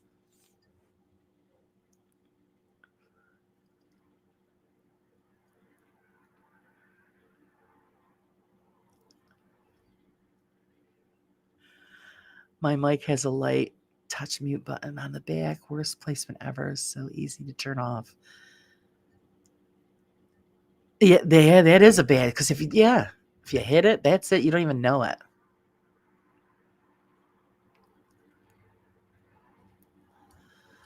Oh, they redid the whole zoo. It looks beautiful.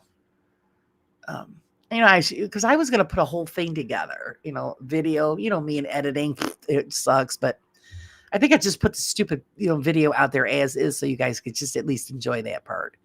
Because I was going to have some cheeky moments in there because there's one part where you have the Tyrannosaurus Rex as you walk in, and this one lady's picking up her kid and putting him up like she was offering the kid to the dinosaur, and I was going to have a smart comment about that, but I still haven't gotten it together. I started it, and it just didn't work out that way. But we have some big supporters for our zoo, so they're doing a beautiful job. They updated everything. It's just gorgeous. So hopefully they'll start bringing all the animals back in so that we can enjoy, the full zoo experience.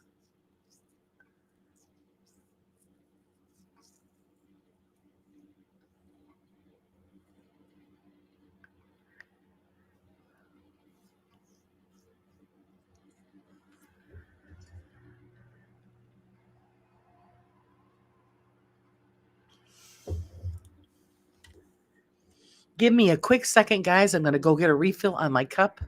I think I could trust you to behave yourselves while I'm gone. It'll just take me a minute. Be back in a second.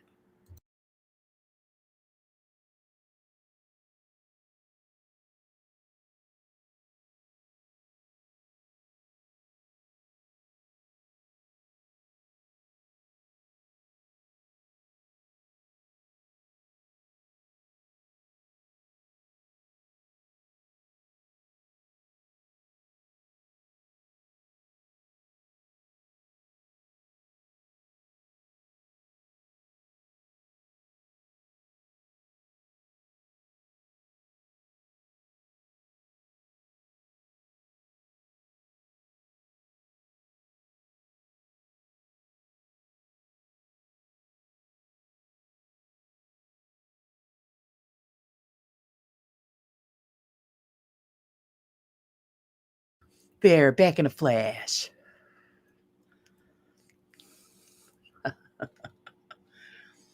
Yes, I'm very brave. See, you behaved yourself. I didn't see anybody, giving you the boot or, putting you in a timeout. So, see that 1 minute you survived. When we got flooded back in 2013, it took a fair amount of our older zoo buildings. Most of the critters were okay, but had to be moved. Oh, where ours is located in the city, it's called the Parkway, and it's high up, like a mountain, because it's next to the ski chalet, so it's high up there. So yeah, we don't have that problem. So it's great. Hey, Mark, how's it going? Good morning, sir, or afternoon, I should say for you.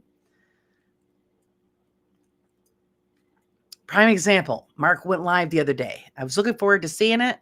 And I was laying down watching it. And the next thing I know, I look at my phone and it's over. It's because I fell asleep.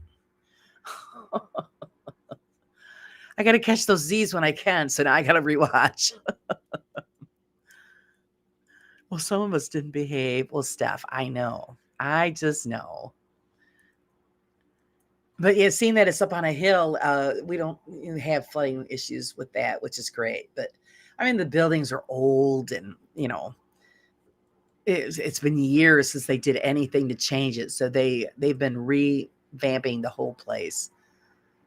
New buildings, new walkways, all just gorgeous. And that's what I'll have to do later when I get a chance. I'll just put that video out so you guys can see the improvements. It's really, really nice. And the dinosaurs were incredible. Because my husband's like, "You really want to go?" So I go, "Yeah, I want to see that. It's pretty cool." I mean, when in your lifetime are you actually going to, ever be close to something like that again, unless you live next to Disney or whatever. So they have the opportunity to have the life-size animatronics there. Was pretty cool.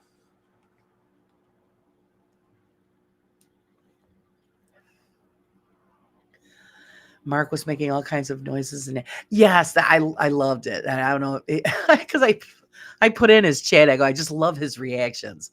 He's like,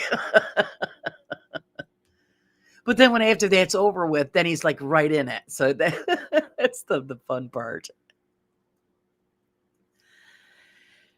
Has anyone seen The Long Walk yet in the theaters? No. Oh, God, Stu, I haven't been to a theater in years. And I mean years.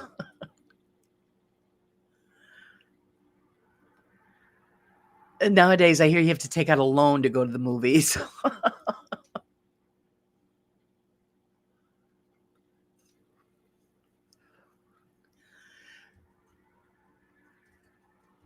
A great plug here. Watch Mark. He helps you sleep. Well, you do. No, that's not how I meant it. You should be flattered. I was relaxed enough that you lulled me to sleep. But it was just long enough for me to miss it. So it's like, because I woke up like, oh, shit. I did it again.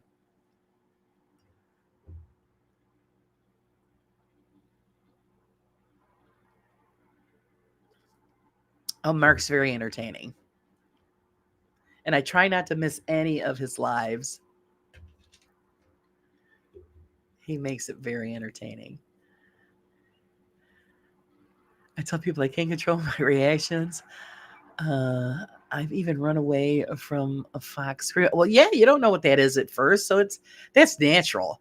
The bolt, but then you're like, hey, wait a minute, I need to go back there. But I love it. The instant reaction, but then you're like back to business. So it's really good. Andrew did a cool explanation, a video on video games. I caught it last night. I enjoyed it because I'm not a gamer, but if I watch, now I know what's going on. Oh, when did he put that on? I missed that. Yes, because I try to understand what everybody's doing.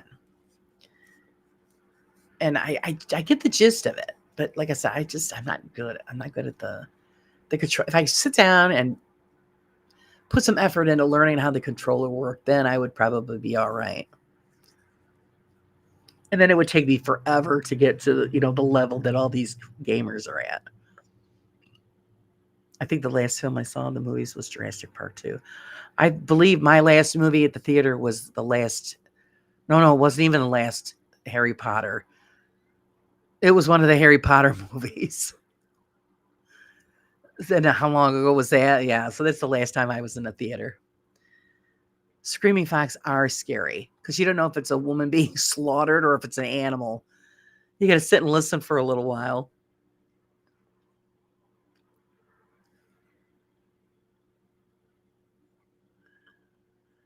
I'm lucky I live a couple of hours drive from the Royal Tyrrell Museum and Drumheller's Badlands, world-class dinos. Oh, pictures. We need pictures.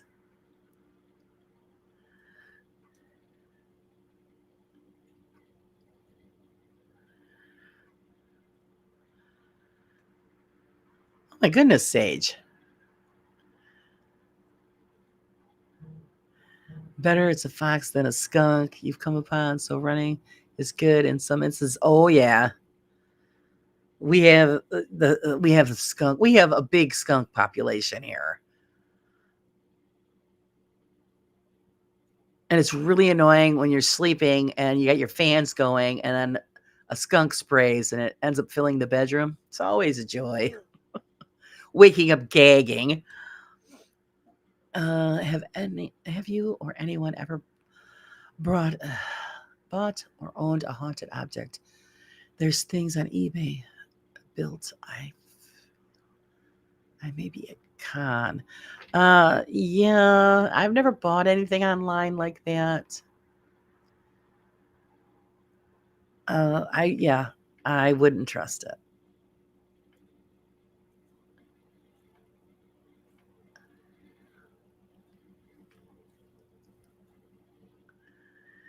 Oh, it's funny that my son was just recently in the movie theater, and now they have it where they're like bar loungers, and it's like being in your own living room, apparently, in the theaters. And my son got all comfortable, and whatever they ordered, they brought to the table thing there, and not even 2 minutes, my my son's girlfriend said he was snoring. He fell asleep. So she got mad at him. Excuse me.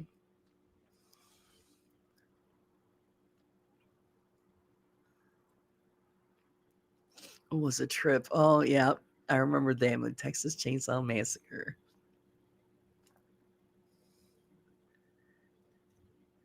Apparently, skunks make great pets. Yeah, they do. If you get them when they're little, but of course you're not allowed to do that anymore here in New York. But if we got them when they're babies, and had the stink gland removed, they're like cats.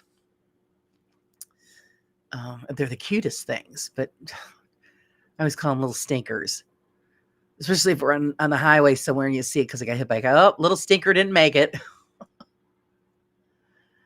But yeah, I'm not too thrilled when they spray and it fills my bedroom, and I hate the smell. I detest that smell, and I'll wake up, gagging.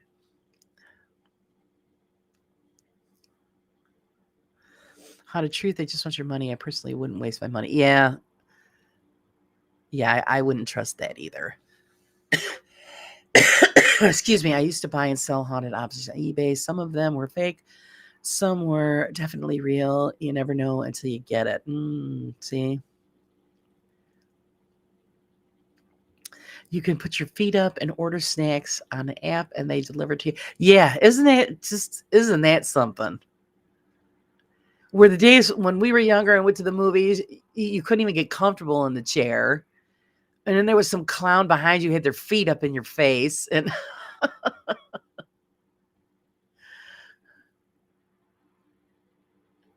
yep, they even serve alcohol at theaters. Serious? Are you serious? Oh, see, that tells you how long it's been since I've been to a theater.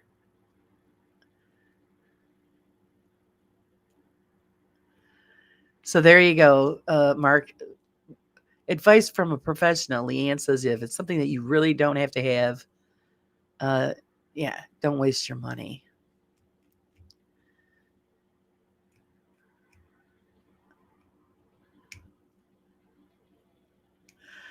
I know possum domesticated itself and lived with my cats. Ugliest little kitten I ever saw. Yeah, they are scary little critters, aren't they?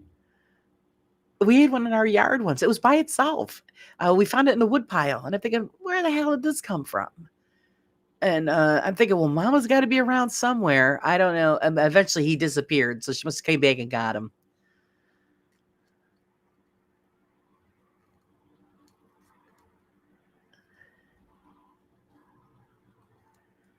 Oh, you can't. Yeah, you can't have. Oh, yeah, they prefer that we don't have them here either. No wild animals as pets, even though some people do it. But if you're further out in the country, nobody's gonna know. But I actually we know somebody that has a pig as a pet, a full size pig, and it's documented as a household pet. It's housebroken everything because the neighbors had a fit. Oh, they've got a pig in here and this, and the police showed up, and the police says, "Well, do you have paperwork stating that you registered it as a pet?" And they go, "Yes, we do." So there was nothing they can do about it. Ray says, "We don't have skunks." Oh, we could send you some. We could fly a few of them little stinkers right over to you. What kind of sick joke is that God created such a cute little creature and its defense mechanism is horrid? I had a guy I worked with, he said a buddy of his got sprayed once and his mother made him live in the barn until the smell went away. It takes months because it's like a yellow, oily based liquid and it clings right to it, doesn't come off. And okay, yeah, the Dawn dish soap does help, tomato juice helps, but you still smell like it. So his mother would let him back in the house until it was gone. Good thing it was summertime.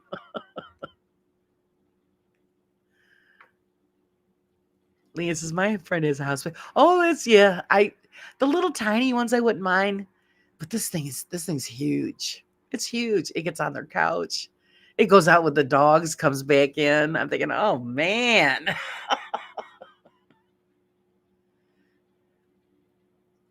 I always wanted one of those little tiny pigs, but yeah.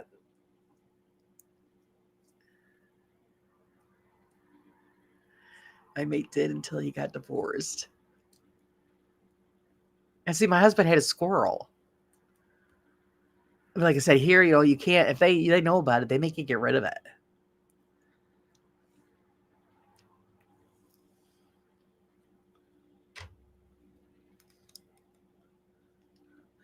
They have a fit when you feed the deer around here. And I look at it this way: it's your property, and if you're willing to spend the money to feed that animal year round, that's your business. You're not hurting anybody. Hey, Justin, how are you this morning? Or I should say afternoon for you guys.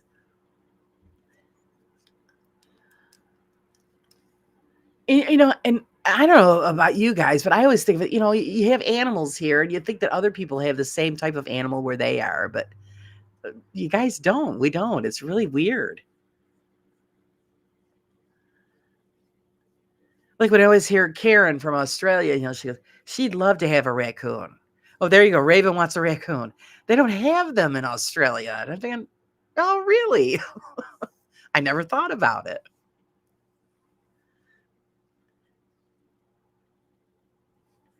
Do you have raccoons where you are, Raven?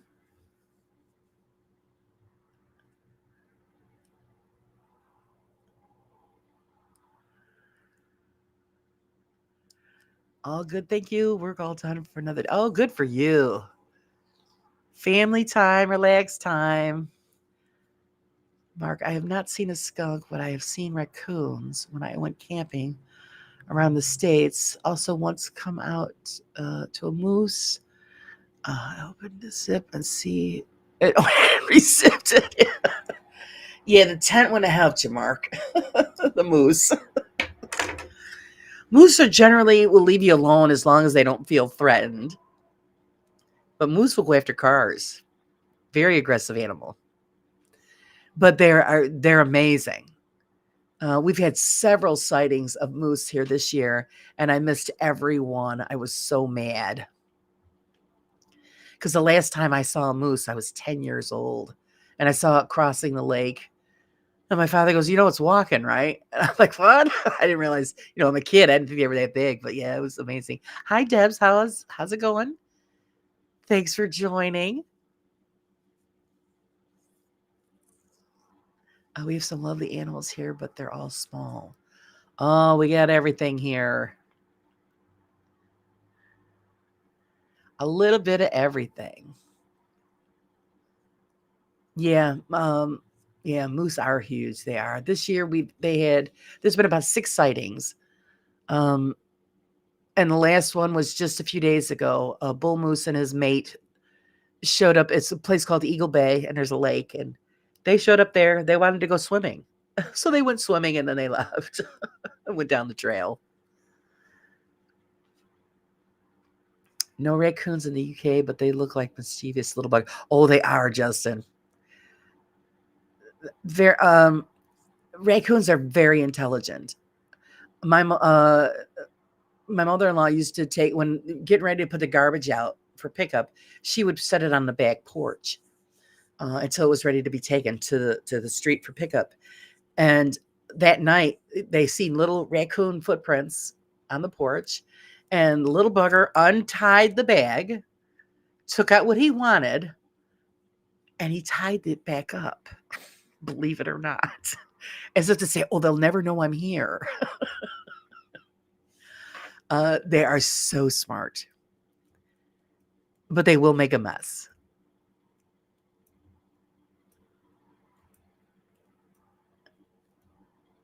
Monkeys, I've heard, it depends on what the kind of monkey it is, can also be a very good pet, but they could also be very mean. If they don't like you, they'll come right after you. Deb says, I've never seen a moose or a raccoon. Oh, what a shame. Moose are beautiful. They really are.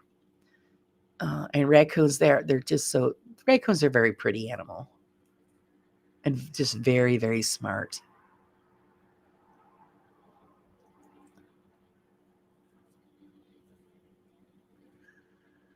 Oh, really, Steph? A sugar glider? Oh, how cute. Good morning, Cree. How are you? I have been in Canada for 10 years now and still only seen a moose and an animal. Get out of town. Really, Cree? I mean, that's where they come from, Canada. So what you're telling me is here in the Adirondacks, we're getting more moose than you guys are. I'll tell you this story. Years ago, there used to be this one moose come down from Canada every year, and one would go to this one farm. The moose was in love with one of the cows. And it was his girlfriend, and he would come down and visit this cow every year. And everybody just got the biggest kick out of it. And then, but the farmer started to get annoyed. So he reported it to, animal control, and the moose wouldn't stop coming. So unfortunately, they ended up putting the moose down, which I thought was just totally wrong. He wasn't hurting anybody.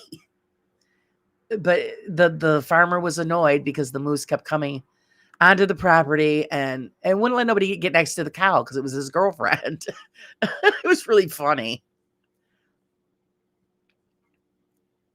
I've seen raccoons climb each other's back to push trash cans over to get. Oh yeah, they are so smart, so smart.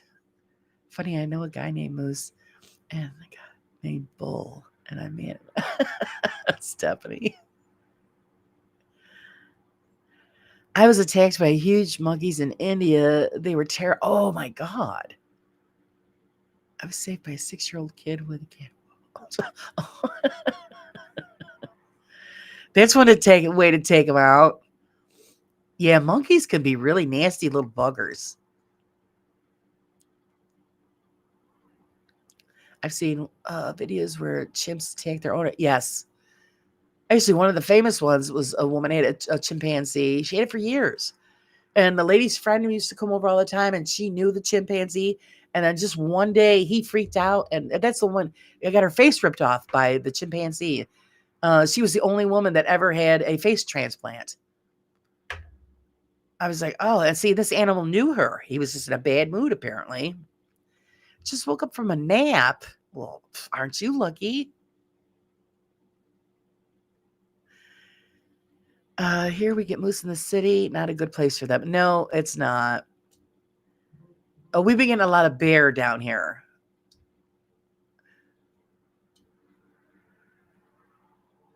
And they're just, they just running around looking for food.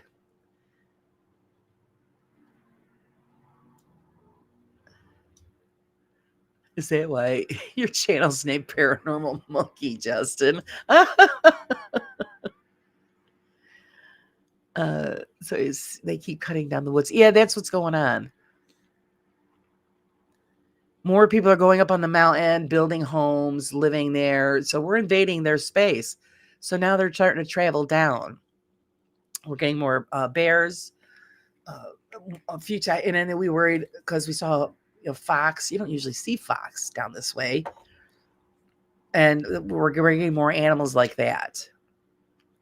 As long as the mountain lion stays up on the mountain, I'm okay.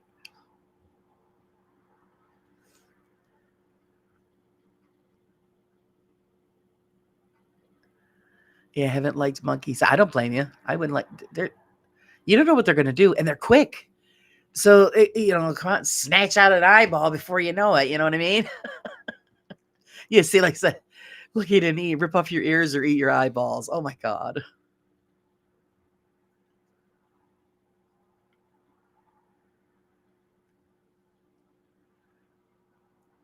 Then they throw poop. Yeah, then they throw poop at you. Yes, they do.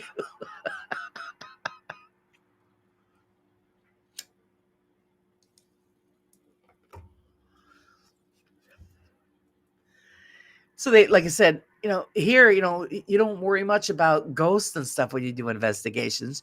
You got to worry about, the vagrants or, the wild animals that you're going to come on upon when, you're just going in an abandoned building. I feel lucky in the UK investigating some places at night with all the different animals and big spiders, the things like killer bees or hornets. Yeah. Here you got to worry about, like I said, bums, and you never know, walk in on, bobcat or God forbid, a bear. Like I said, bears usually don't bother anybody unless they feel threatened. Yeah, a bar. um, or like I said, we have fox, we have coyotes. You got to worry about stuff like that, or just a skunk. Like I said, you don't want to get sprayed because then you'll be sent to the barn.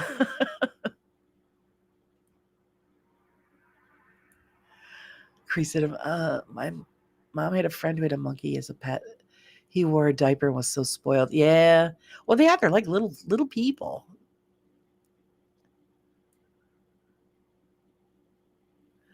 Oh God, Justin. Yeah, it is. They could tear you up bad. So yeah, don't trust monkeys. It's just like when we go see the monkeys at the zoo, and even though they have a lot of space between you and the outside cage, the fencing, it's still not thinking, nah, I'm getting too close. I don't want them to throw anything at me.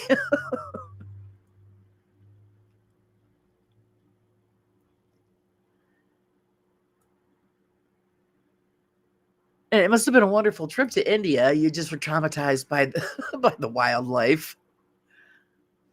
We have tons of bars now in our yard because all they're doing is building these McMansions. Poor animals. Yeah.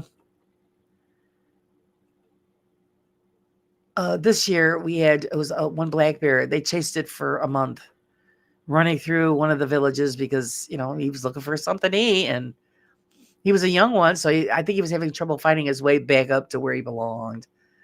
I don't know if they ever caught him, and they try to catch them and release, but when it becomes a threat, then they just put them down.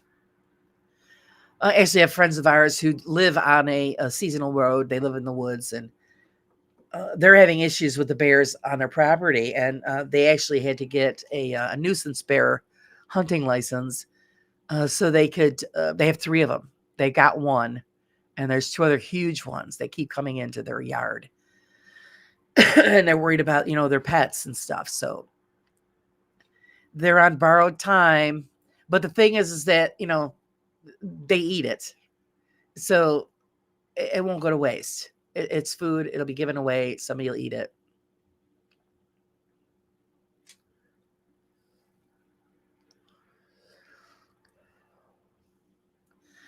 We get black bears, cougars, bobcats, foxes, badgers come into the city. Some live in the parks and places here, abandoned buildings at night. It would be a nope for me. Yeah, we have the same thing, Pam. Yep. And like you said, and you know, you'll hear these sounds at night. So it's a screaming noise. So you don't know if it's a fox, the bobcat, owls. We've got that. So you don't know. So that's where you got to sit there and you got to determine what you're hearing.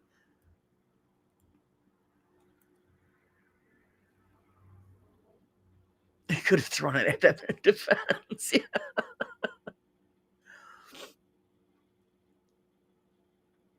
Biggest worry here on an investigation is the crackheads. Oh, yeah. Well, we've got plenty of those. But they like to hang out in the downtown area of the city. They or on the street corners with their little cardboard signs. Looking for work, need food. Yeah, sure you do. And I've done it a few times. It's, oh, you need food? Okay. What would you like? I'm going to go buy it for you. Oh, well, no, we'll just take the money and go. I go, oh, no. I insist. That's because they don't want food. They want their fix. But I'm willing to go grab somebody some McDonald's. I don't mind it. Growing up on a ranch, the elk would come into the fields in the winter. Were a nuisance. One time, Dad called the fish and game to have them removed. They shot the elk instead. Yeah, see, sometimes that's what they just shoot it.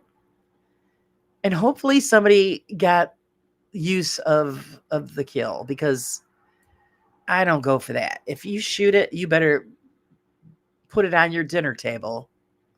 Otherwise, you leave it alone. Hedgehogs are everywhere. They're cute though, but they're a nuisance.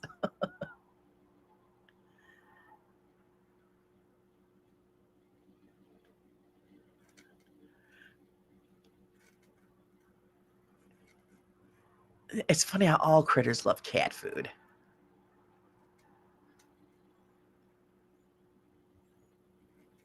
Northern New Mexico, the elk are so popular that the farmers would put money together to donate bales of hay, loads of carrots, and lay down. Oh, that's nice. Yeah, we feed the deer here. We're not supposed to, but we do it anyway. Especially now that Halloween is coming up and you got pumpkin season. Yeah, they always tell you take. I told my husband we should do that this year. Wanted to do it last year, but we didn't get to it. Is my neighbor always has a shit ton of pumpkins on their porch, and he just throws them by the wayside. So I said we should collect them all, put them in the back of the truck, and take them up to the cemetery for the herd of deer that hang out there. They would love it.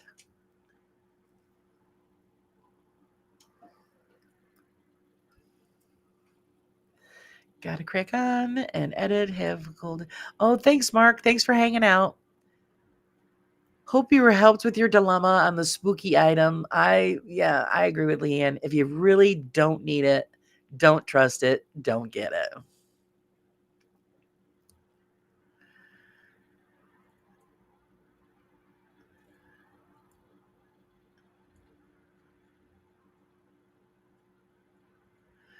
Nope, Dan and I harvested ivories, but the meat was wasted. Yeah. See, because I always bitch at hunters around here. Oh, they're shooting it for the trophy. No, you don't eat it, then don't you dare pull that trigger.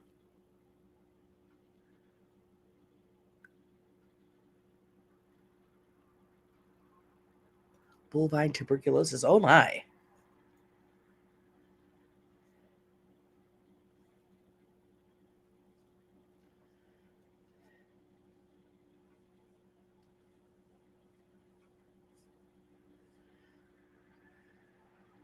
The worst animals we have in the UK are wild panthers that were released by private owner a long time ago, and they keep their distance, but they're definitely out there. Yeah, that's scary.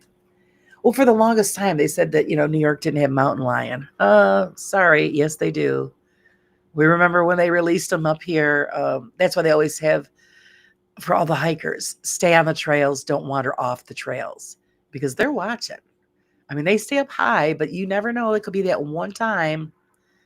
And they always tell you, carry stuff with you for protection. But I mean, really, how are you going to protect yourself from something like that attacks from behind, and goes for the back of your neck or your head? It's scary.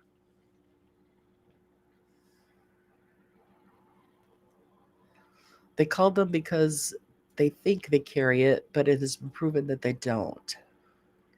Oh.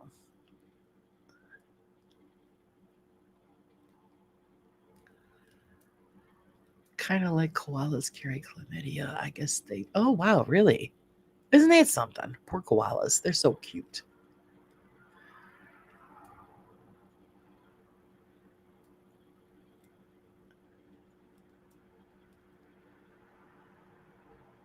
A neighbor across from them got Lyme disease and blamed it on the other guy and shot at killed him because he refused to stop feeding the deer. Are you serious? These people are crazy. Oh, we feed the deer all the time.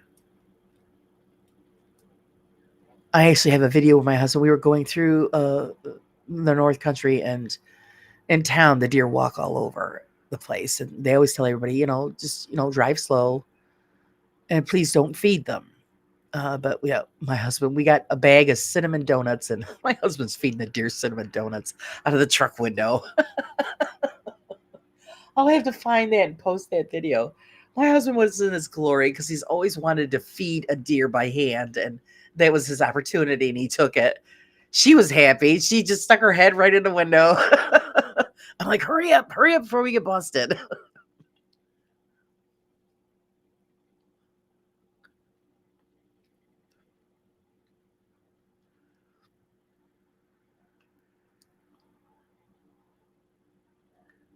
Yeah, the stupid ticks. They get on everything. Hey, Jimmy, how are you this morning, sir? I hope you're well. I was actually expecting Jimmy to go on last night, so I had somebody to listen to while I was working on the computer, and I was disappointed, Jimmy. It's ticks. If you live around woods, you can get ticks and get Lyme disease. Yeah, the ticks sit there and they just wait for you. It's amazing. I remember years ago when you were a kid, you could jump around and lay around and roll around and leaves and grass and not get a damn bug on you. Now all of a sudden everything is just covered in ticks. It's really annoying. Because I still get that urge, when you see a pile of leaves, you want to go run in there and and jump in it, but all of a sudden you think, oh no, ticks, I can't do it.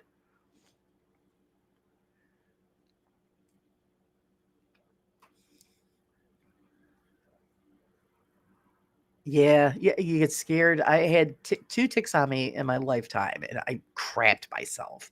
But that's when we lived in Missouri. You're out at the farm, it happens. But we got them and, pulled them off in time. But here, it hasn't happened here because we keep the grass pretty well maintained because of that and the mosquitoes. And of course, now they have this new mosquito virus going around. So now I don't even want to go outside.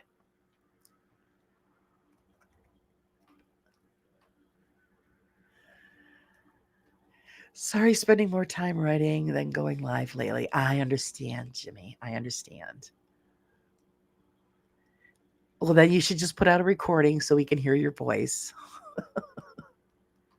Nothing like giving you more work, huh? Same. We had cattle. I never got one tick. I know. So, wow, they're all over the place now.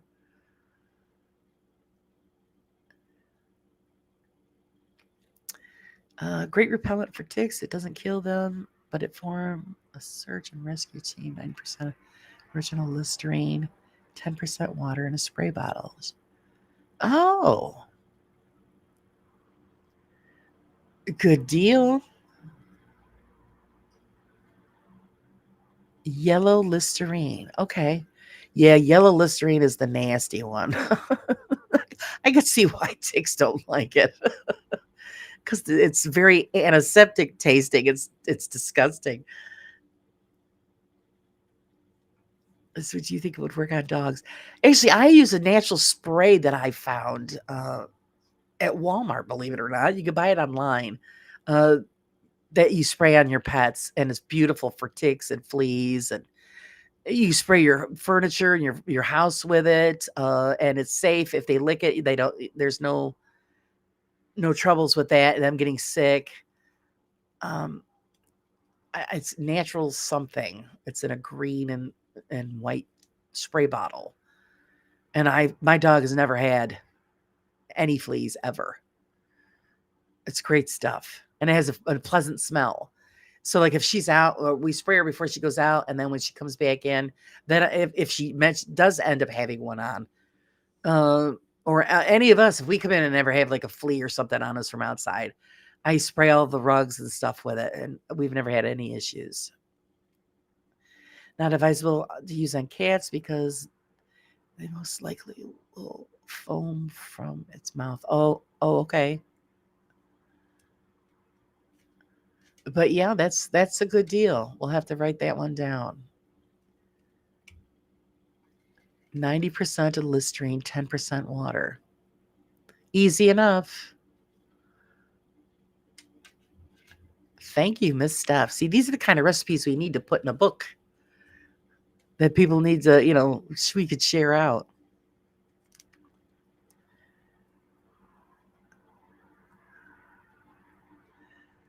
Yes, Cree, it was from a dog search and rescue team out of Pennsylvania. But you have to reapply it. Okay, what is the longevity of it, Steph? Because you're saying you have to reapply. Pet safe miracle spray. Yeah, all insects and stuff hate marigolds. Isn't that something? And I don't blame them because they stink. They always say that if you ever, because people bitch at the cemeteries, they put flowers out, and that's just a buffet for the deer, guys. The buffet is open. Plant the marigolds around like your flowers at the other flowers at the cemetery, and they won't go near them because nobody likes the marigolds. They're pretty, but they smell awful. They've been using it for over 30 years. Oh, fantastic! I need to write that down. 90%. The yellow nasty Listerine. My father used to buy that as horrid stuff. I get the mint one. The yellow one's disgusting. The 10% water. Tick spray. Thank you, thank you. If it's tried and true, 30 years worth of use, then it can't be wrong.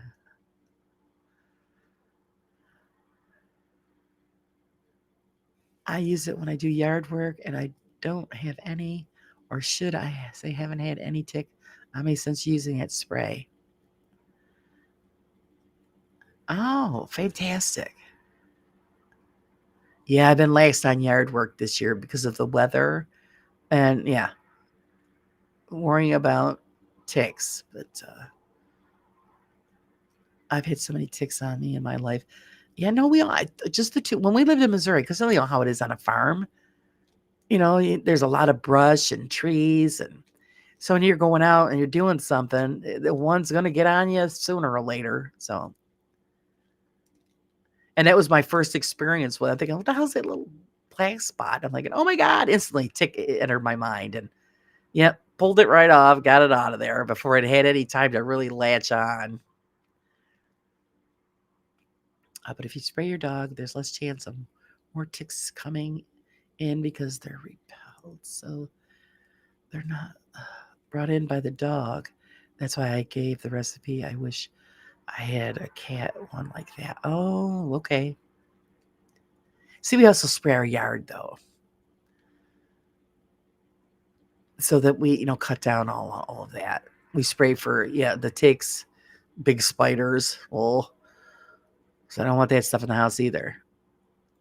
But I spray it in the areas where the dog doesn't go so that you don't have to worry about the dog getting sick.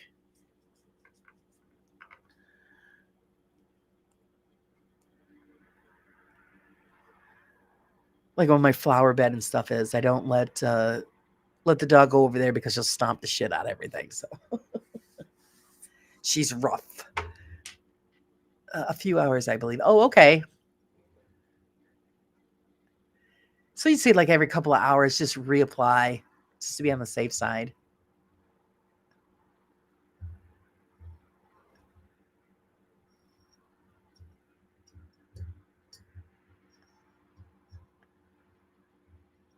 The only time I would really worry about is like when you're doing like weed trimming, because that stuff gets out of control. So yeah, that's what I would spray all of that, and then just start hacking away at it. Because you always, when you do weed trimming, you always get covered in the clippings. Come in the house and you're green. I just do a quick spray on myself, but if I sweat, I reapply the spray. The dog, if I know she's going to hang outside for a bit. Oh, okay. Excuse me. Sounds good. We're all going to have to try it out.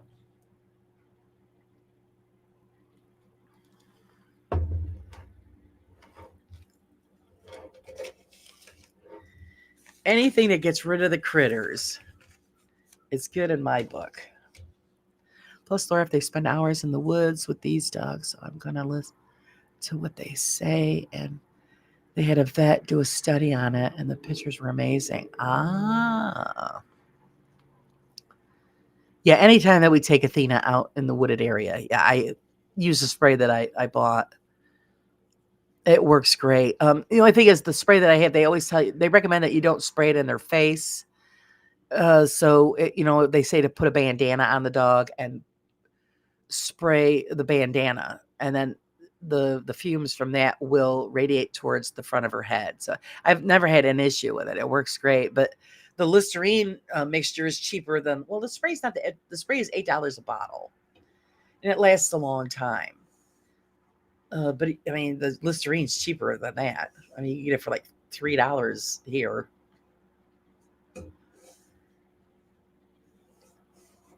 And of course, it's the yellow one, and it's nobody's favorite, so it's probably cheaper.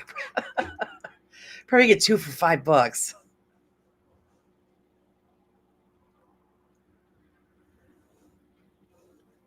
I never even thought I have to check to even see if we can still get that around here, the yellow one. I don't see it. You usually see all the other one, but I'm sure somebody's got it somewhere.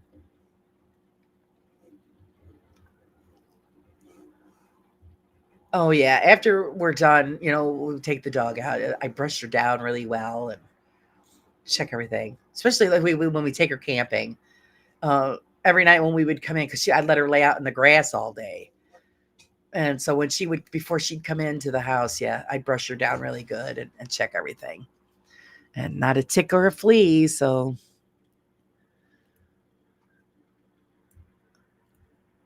she had one tick on her once, and since we had her when she was little, and it was right like at the top of her head between her eyes. And I'm thinking, what the hell is that? I'm like, oh crap. So I did the trick with the Vaseline on the cotton ball, and I put that on there, and as it was backing out, I grabbed it and just pulled it right out of there. And that was the only time she ever had one on her. Nasty little creatures.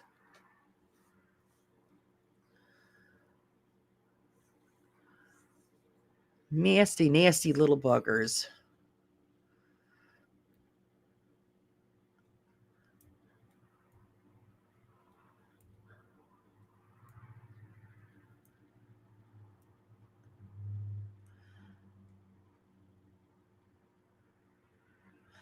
I worry about that Rocky Mountain tick virus. It's creepy. It's every time we turn around, there's something new. It's getting to be where we can't even go outside anymore. And it's just awful.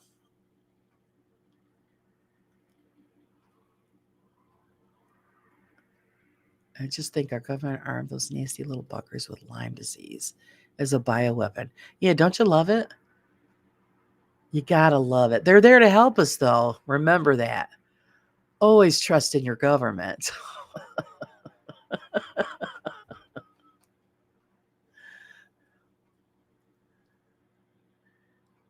It's the only group of people out there that'll have a smile on their face while they're telling you to bend over and grab your ankles. Oh, God.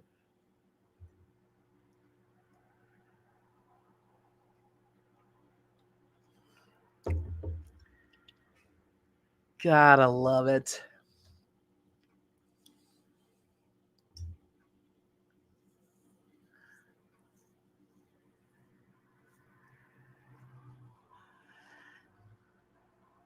The Texas deer tick virus is nasty. You can't eat red meat after you get it.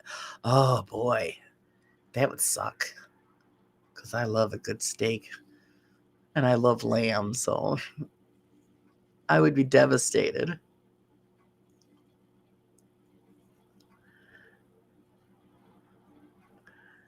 That's right, Sage, and you better like it. Oh, that's when everybody gets into fights, and because I never talk politics with people because nobody ever agrees.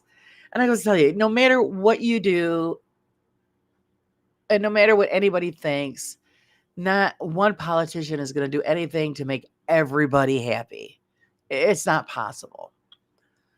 And I always tell everybody, if you're not in the clique and don't want to play the game, you'll never become one of the bigwigs or president. Because if you're not willing to sell your soul to the devil, just forget about it. And it's in every, part of government.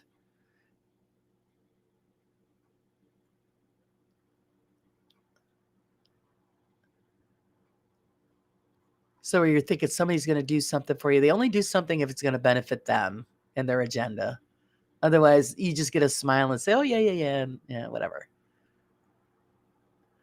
And that's in every, it's mayor's office all the way on up. It's all a bunch of pucky, is what it is.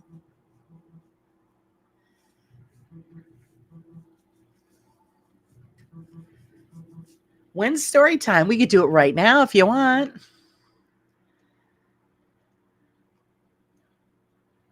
See that? Oh yeah, it's already 2.5 hours. Gotta be kidding me. Hold on, guys, really quick.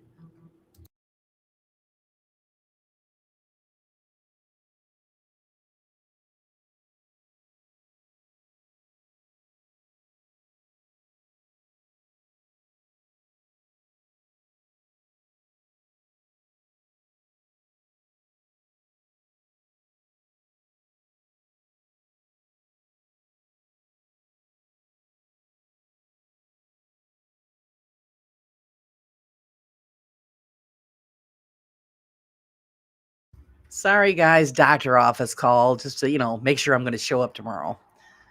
Big pains in my butt. So, a story per yes, I started it's for the whole month of October, but I started a little early. Leanne, that I read a spooky story every morning brew. Steph, yeah, you're right. If you fight, you become a statistic. You're absolutely right. Or they can make your life just a living hell. So it is what it is. And the only way that it'll be taken care of is if everybody rises up and makes a change. And it's not going to happen because people just don't unify themselves like that anymore, which is ridiculous. Okay, are you guys ready? Today's spooky story, the radio that speaks to the dead. Hoo-hoo. I know, no personal call. I tried to ignore it, but they called right back again. And I knew it had something to do because I haven't, they've been harassing me for months. I haven't been to the doctor. I know I'm a bad girl. So I finally gave in and said, okay, fine, I'll come in. Now leave me alone. So why go to the doctor? I'm not sick, but you know how it is. Got to play the game, got to dish out the money. Okay, the radio that speaks to the dead. Um, the clock strikes 2:47 a.m. and the air in the small town, dimly lit radio station felt heavier than usual. Vincent Drake, a late night DJ for WZRD 99.9 FM, leaned back in his creaky chair, the glow of the control board casting faint shadows across his tired face. The graveyard shift was his domain. 5 hours of spinning obscure vinyl records for insomniacs, truckers, and the occasional conspiracy nut who called in to ramble about Bigfoot or UFOs. It was a lonely gig, but Vincent liked the solitude. At least he used to.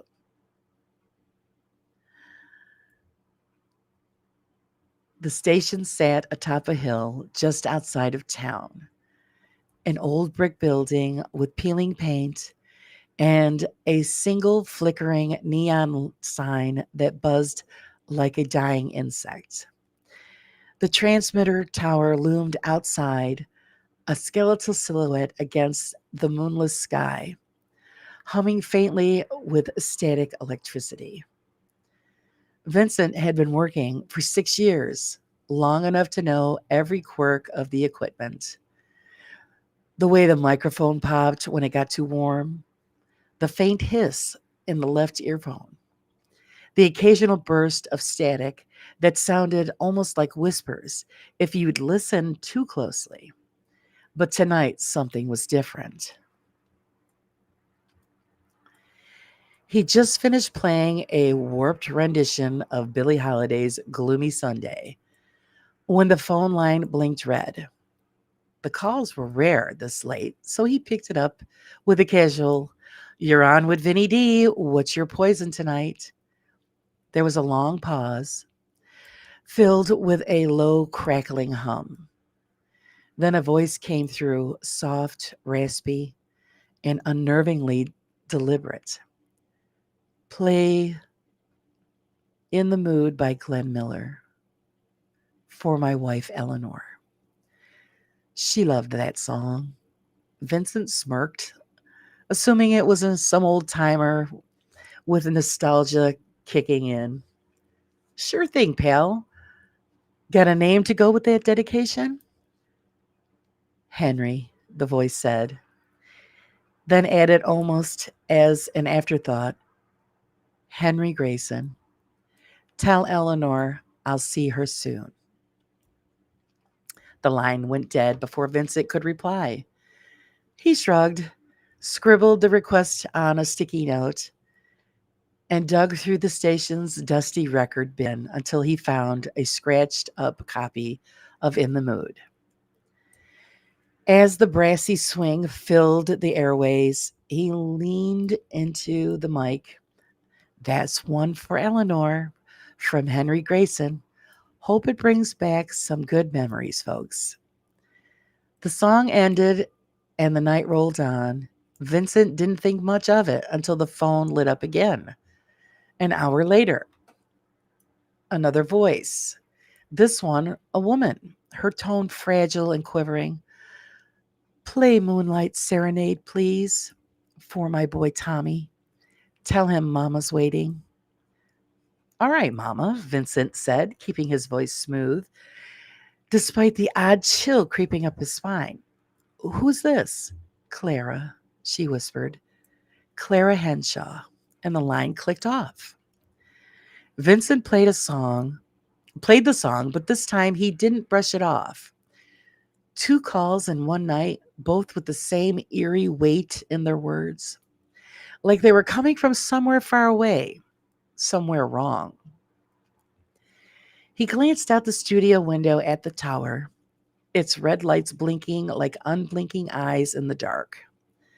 The static in his headphones seemed louder now, almost rhythmic, almost pleading.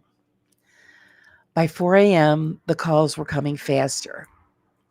A gruff man asked for Sweet Home Alabama, dedicating it to his buddy, who didn't make it back from the river.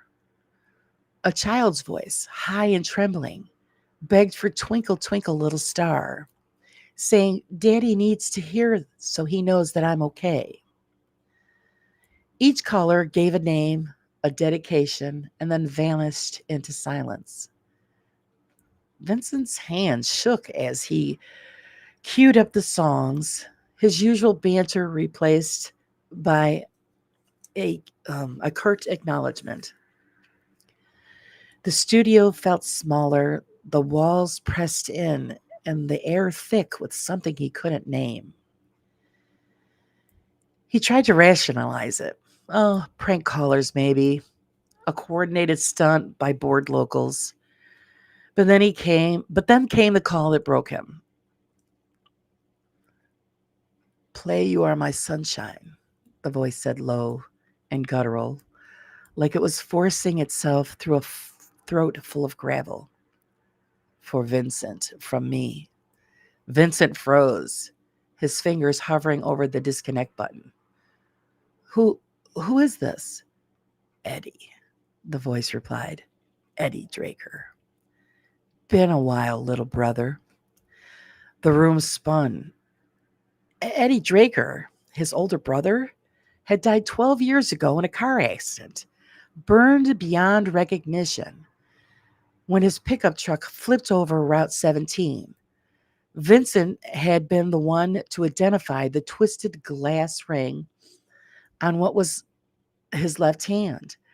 There was no way this was real. No way. You're not Eddie, Vincent stammered, his voice crackling. Eddie's gone. The line crackled, and then Eddie's voice came again, slower, colder. Play the song, Vincent. I've been trying to reach you. We all have. Vincent slammed the receiver down, his breath ragged.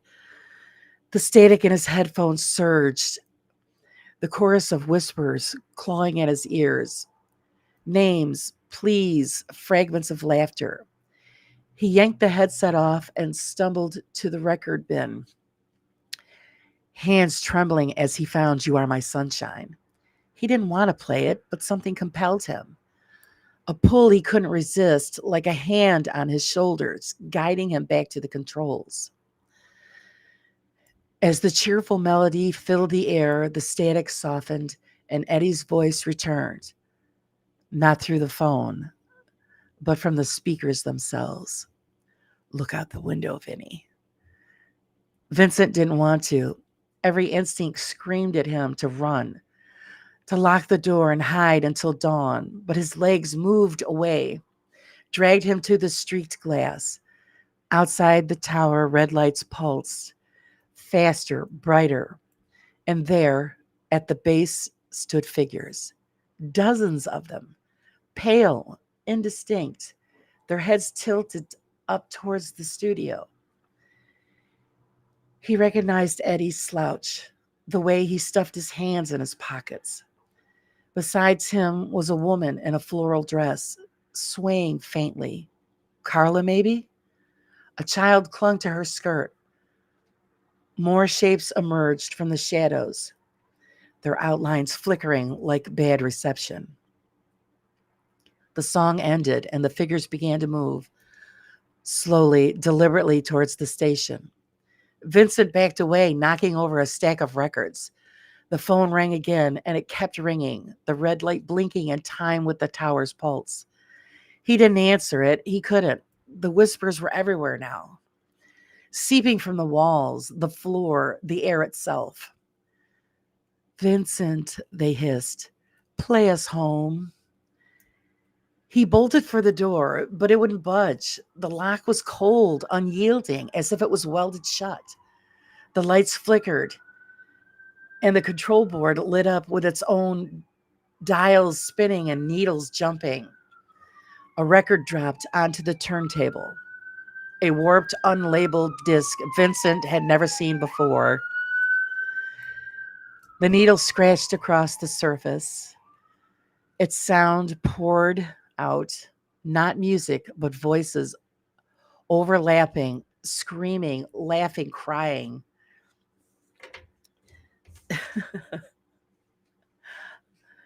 The sounds of the dead calling his name. The last thing Vincent saw before the lights went out was his reflection in the window, and behind it, Eddie's face, charred and grinning, pressed against the glass. The next morning, station manager found the studio empty. The equipment was fried, the turntable still spinning, that unlabeled record now silent. Vincent's car sat untouched in the lot, keys dangling in the ignition. No one could explain the faint static that lingered on WZRD 99.9 FM, or or the occasional whisper that broke through the dead air. Names, dedications, pleas from voices long gone. Some say if you tune in late at night when the signal's weak and the static comes just right, you could still hear Vincent's voice, faint and trembling. You're on with Vinny D. What's your poison tonight? There you go, guys.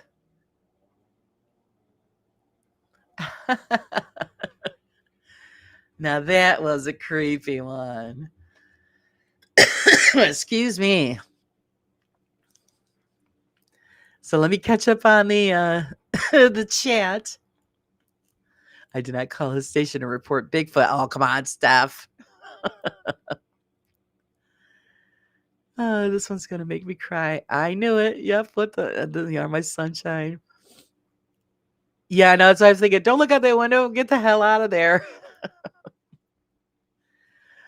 Oh, what the hell, Eddie? Eddie and the Cruisers got him. Poor Vinny. Yeah, oh, that's right. Eddie and the Cruisers. Yeah. I'm glad you guys enjoyed it. I thought it was a good pick. But yeah, it does remind me. Eddie and the Cruisers. Wow.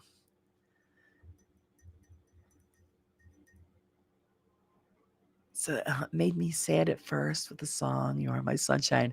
Exactly. Well, when I was reading it last night, I'm thinking, "Oh, wow, this is pretty interesting." And I laughed with the Bigfoot and the UFO thing because it is just so true. You get the group of people that do call up radio stations and start spewing, the Bigfoot and UFO stuff. But as I was reading on, I'm thinking, "Oh no, this doesn't sound like it's going to end very well for Vinny." It reminds me actually of that episode. Was it Twilight Zone?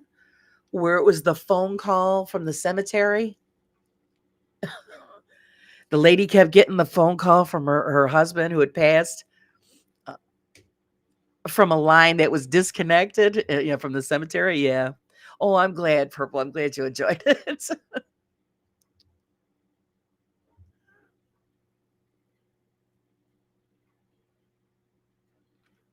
Sorry about the siren noise. It figures reading the story and then the siren's got to go by the house.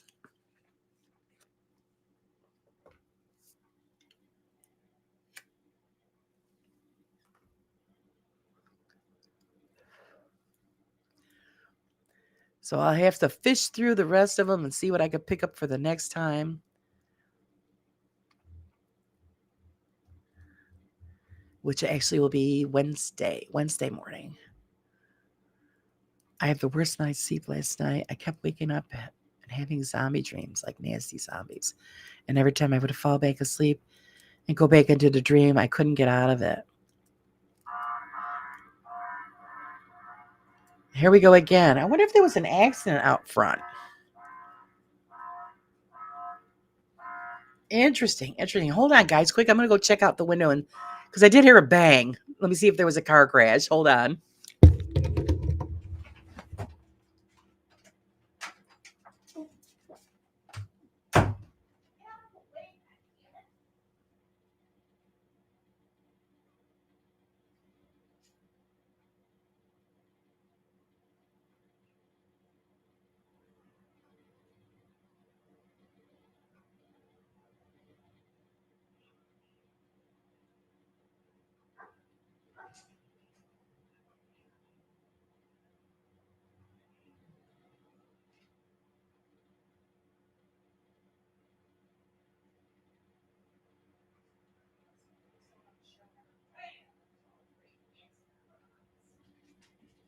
I'm going to kick your ass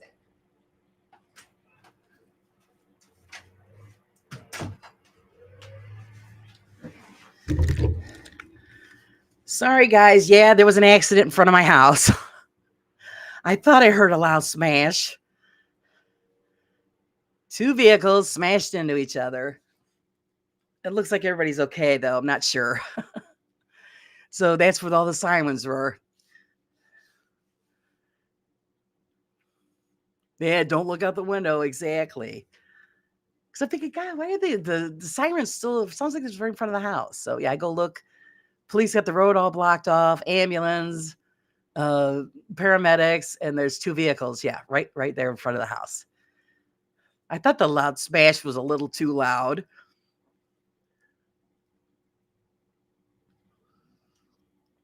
Whose asses are you going to kick? Yeah. Oh, the dog. She kept getting under my foot, kept tripping me.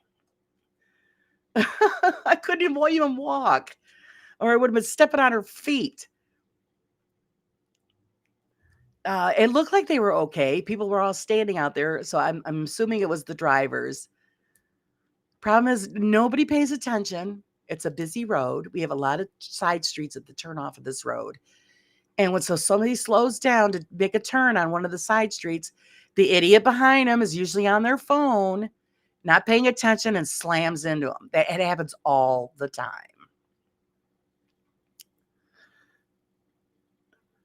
Awesome sound effects. Well, hey, when I do a story, I do it all the way. So you get the yeah, it looked like everybody was okay. So now it'll take them forever. It looks like something's leaking out of one of them. So of course the fire department's going to show up because they're going to have to clean the road.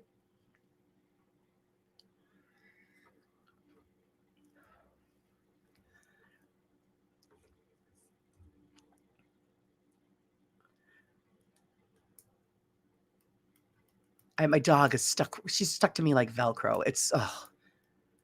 And I get it. That's what she does. That's, a shepherd. That's what they do. But at least, stay off to the side. No, she likes to cut in front of me as I'm stepping, and then I step on her. And then she cries out. Then I feel bad. So I bitch at her. Well, you weren't stuck up my ass. I could move. I thought you were threatening the person. No. Yeah, going on the porch. You guys are ruining my story. I'm trying to work here.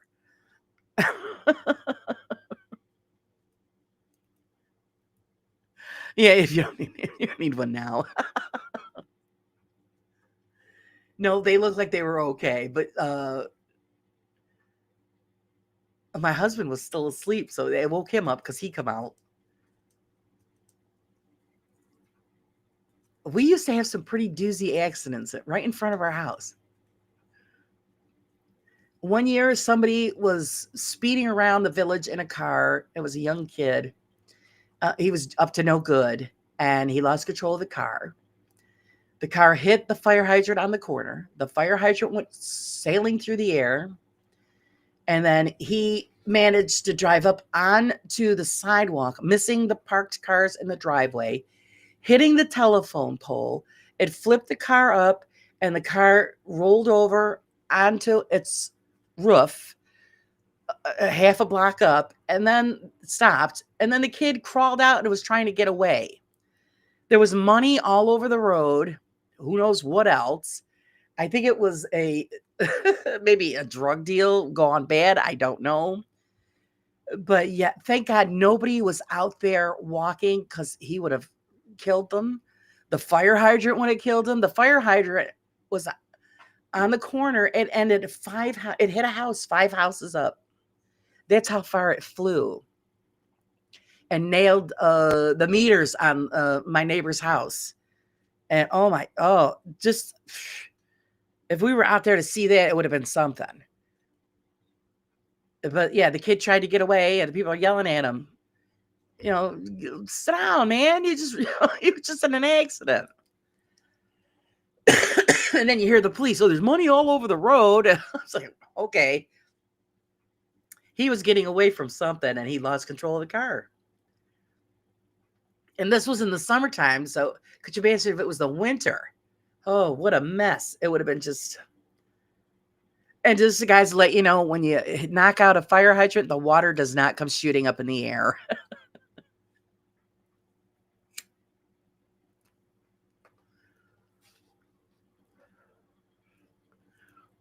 I'll get some pictures. I could, because I could be on the porch upstairs here and get some shots. But it was a fender bender.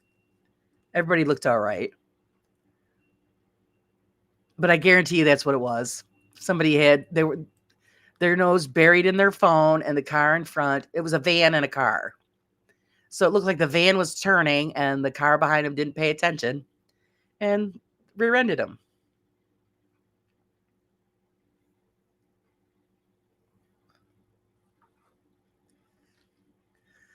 Usually what I do in the summertime, because people speed on this road, is that when you hear the tires squealing and then you wait for the bang. No bang, it's good. We can go on about our business. They used to be the first year that we bought this house. I shit you not. There must have been 20 accidents in one summer. And one time we even we're on the porch and we were just sitting there, evening coffee, and it was work traffic, and some guy again wasn't paying attention and rear-ended this other guy, a brand new truck. He hit him hard, totaled it. And we're like, oh shit, and we've seen the whole thing happen. Just another example of somebody not paying attention to their driving, paying attention to their phone. And that infuriates me. I don't know about you guys. When I'm driving, I don't text. I don't take a phone call unless it's over, the Bluetooth on the vehicle itself. Because all you gotta do is hit a button, and you can drive and talk at the same time. There's no reason to have the phone in your hand. Somebody calls me, and if it's not, I look quick. Nobody I know, they'll call me back. If it's my husband or my son, I pull over, park it, put the four-ways on, and then answer the phone. But I see these girls and these guys, these young kids, they don't realize it.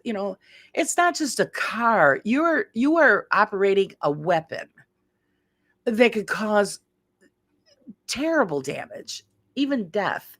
And they're busy texting and yapping away and doing everything but watching the road. It depends if it damages the shutoff valve. Yeah, no, he nailed it. It went flying. So, and you always see, the water comes shooting, nothing come out. But thank God nobody was walking that day, because they would have got killed, hit by a fire hydrant.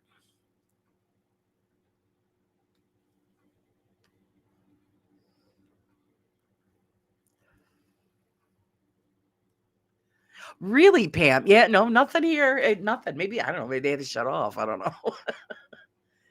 Because we were thinking, expecting, okay, it's going to be water all over. It's going to be shooting up in the air. Nothing. It didn't. Nothing happened. And then it was funny because, like I said, then the firemen are like, oh, hey, I found the hydrant. It's over here. And I think, could you imagine you're in your house and then something like that hits your house? You're probably like, what the what the hell was that? And yeah, your house is getting hit by a fire hydrant. It was like being struck by a missile. And it just blows my mind that it went that far. It was a long ways.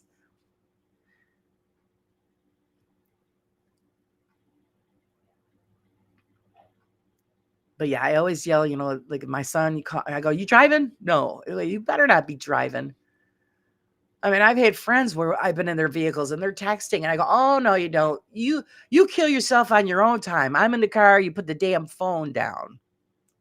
It's not that important. You could compile the accident videos and post them.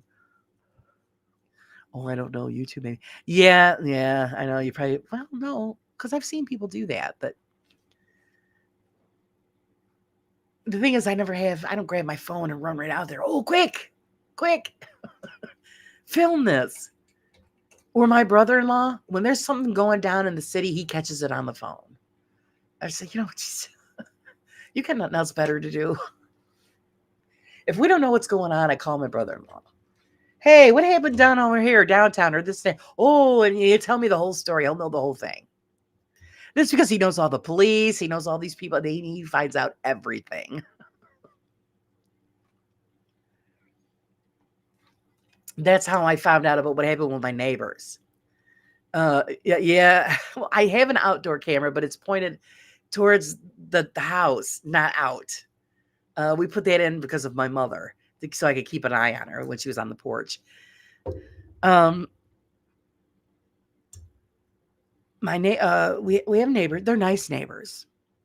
Their son was a problem child, and of course, growing into a teenager, one of those thug type kids. He thought he was gangster, and he was always up to mischief, always giving the mother a hard time. The police were always over there, and I mentioned one time, I said, "Boy, the police have never been over here so much the whole time I've owned my house." And she apologized because it was her calling on her son all the time.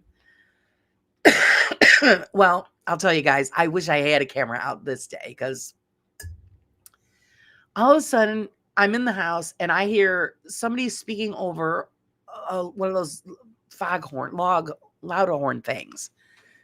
And it says, "Come out with your hands up." The house is surrounded. I'm thinking, what the hell is going on? I mean, this is the stuff you only hear about in the movies, right? Or on television. I go look out my porch door. You got a SWAT team. And the SWAT teams, uh, their vehicle, RV vehicle, the armored plated vehicle with the battering ram on the front of it. You got the SWAT guys all around the vehicle with their rifles in full gear, black unmarked cars blocking off the streets, guys in suits, and I'm thinking, holy shit.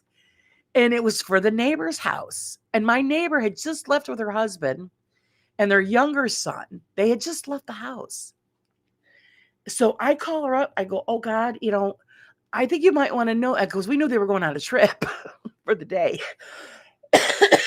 Excuse me. I go, "Not for nothing, but I think you want to know that, the SWAT team and the FBI are surrounding your house, threatening to break the door down with a battering ram.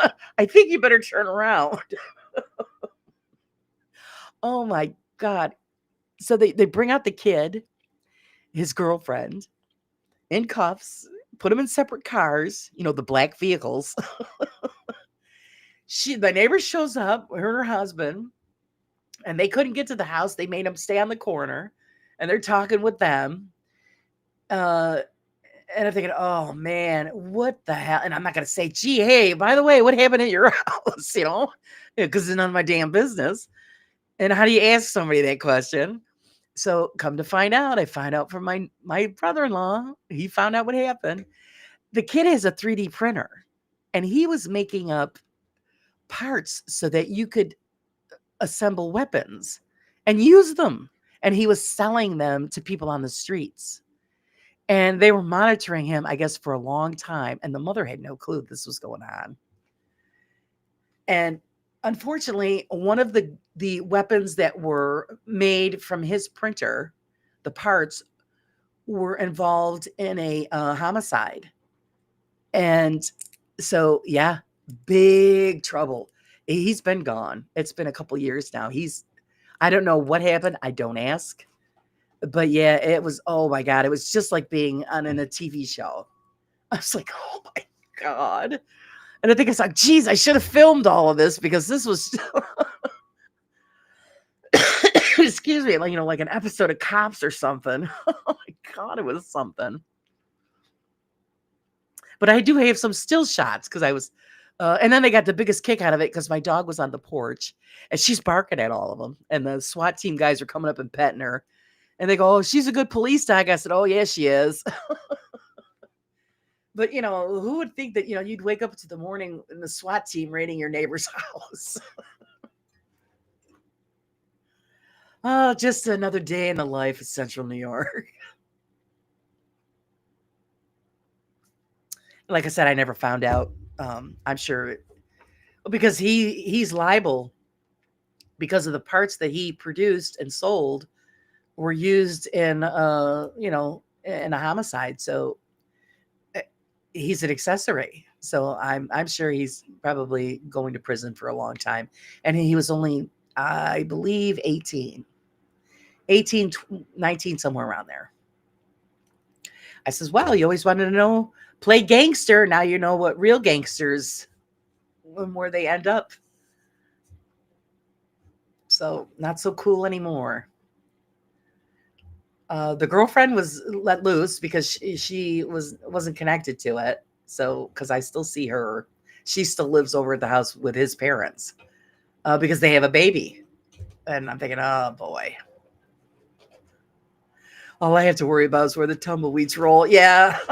No, every now and then we get a surprise around here, and that one just really, because I'm thinking to myself, my God, they've got the SWAT team's got the rifles and all that.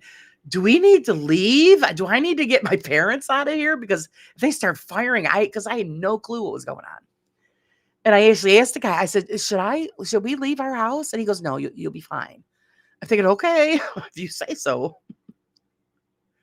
The way it looked, it didn't look like that. But apparently, yes, I found out that, yeah, they were watching him for a long time.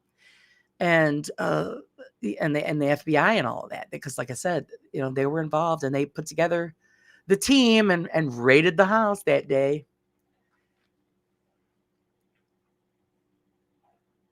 I was looking for, like, Mel Gibson to show up or something. Yes.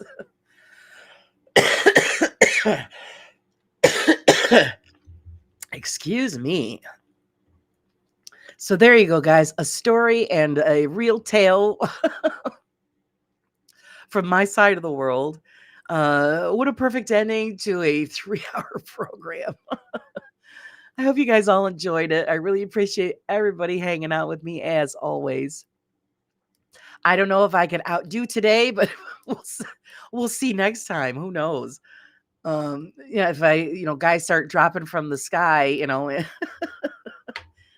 then I might not be able to broadcast. Who knows? Everybody have a great day or a great evening where you are. Thanks for hanging out. It's always, always a great time. Try not to get in any trouble, and I'll see all of you the next time.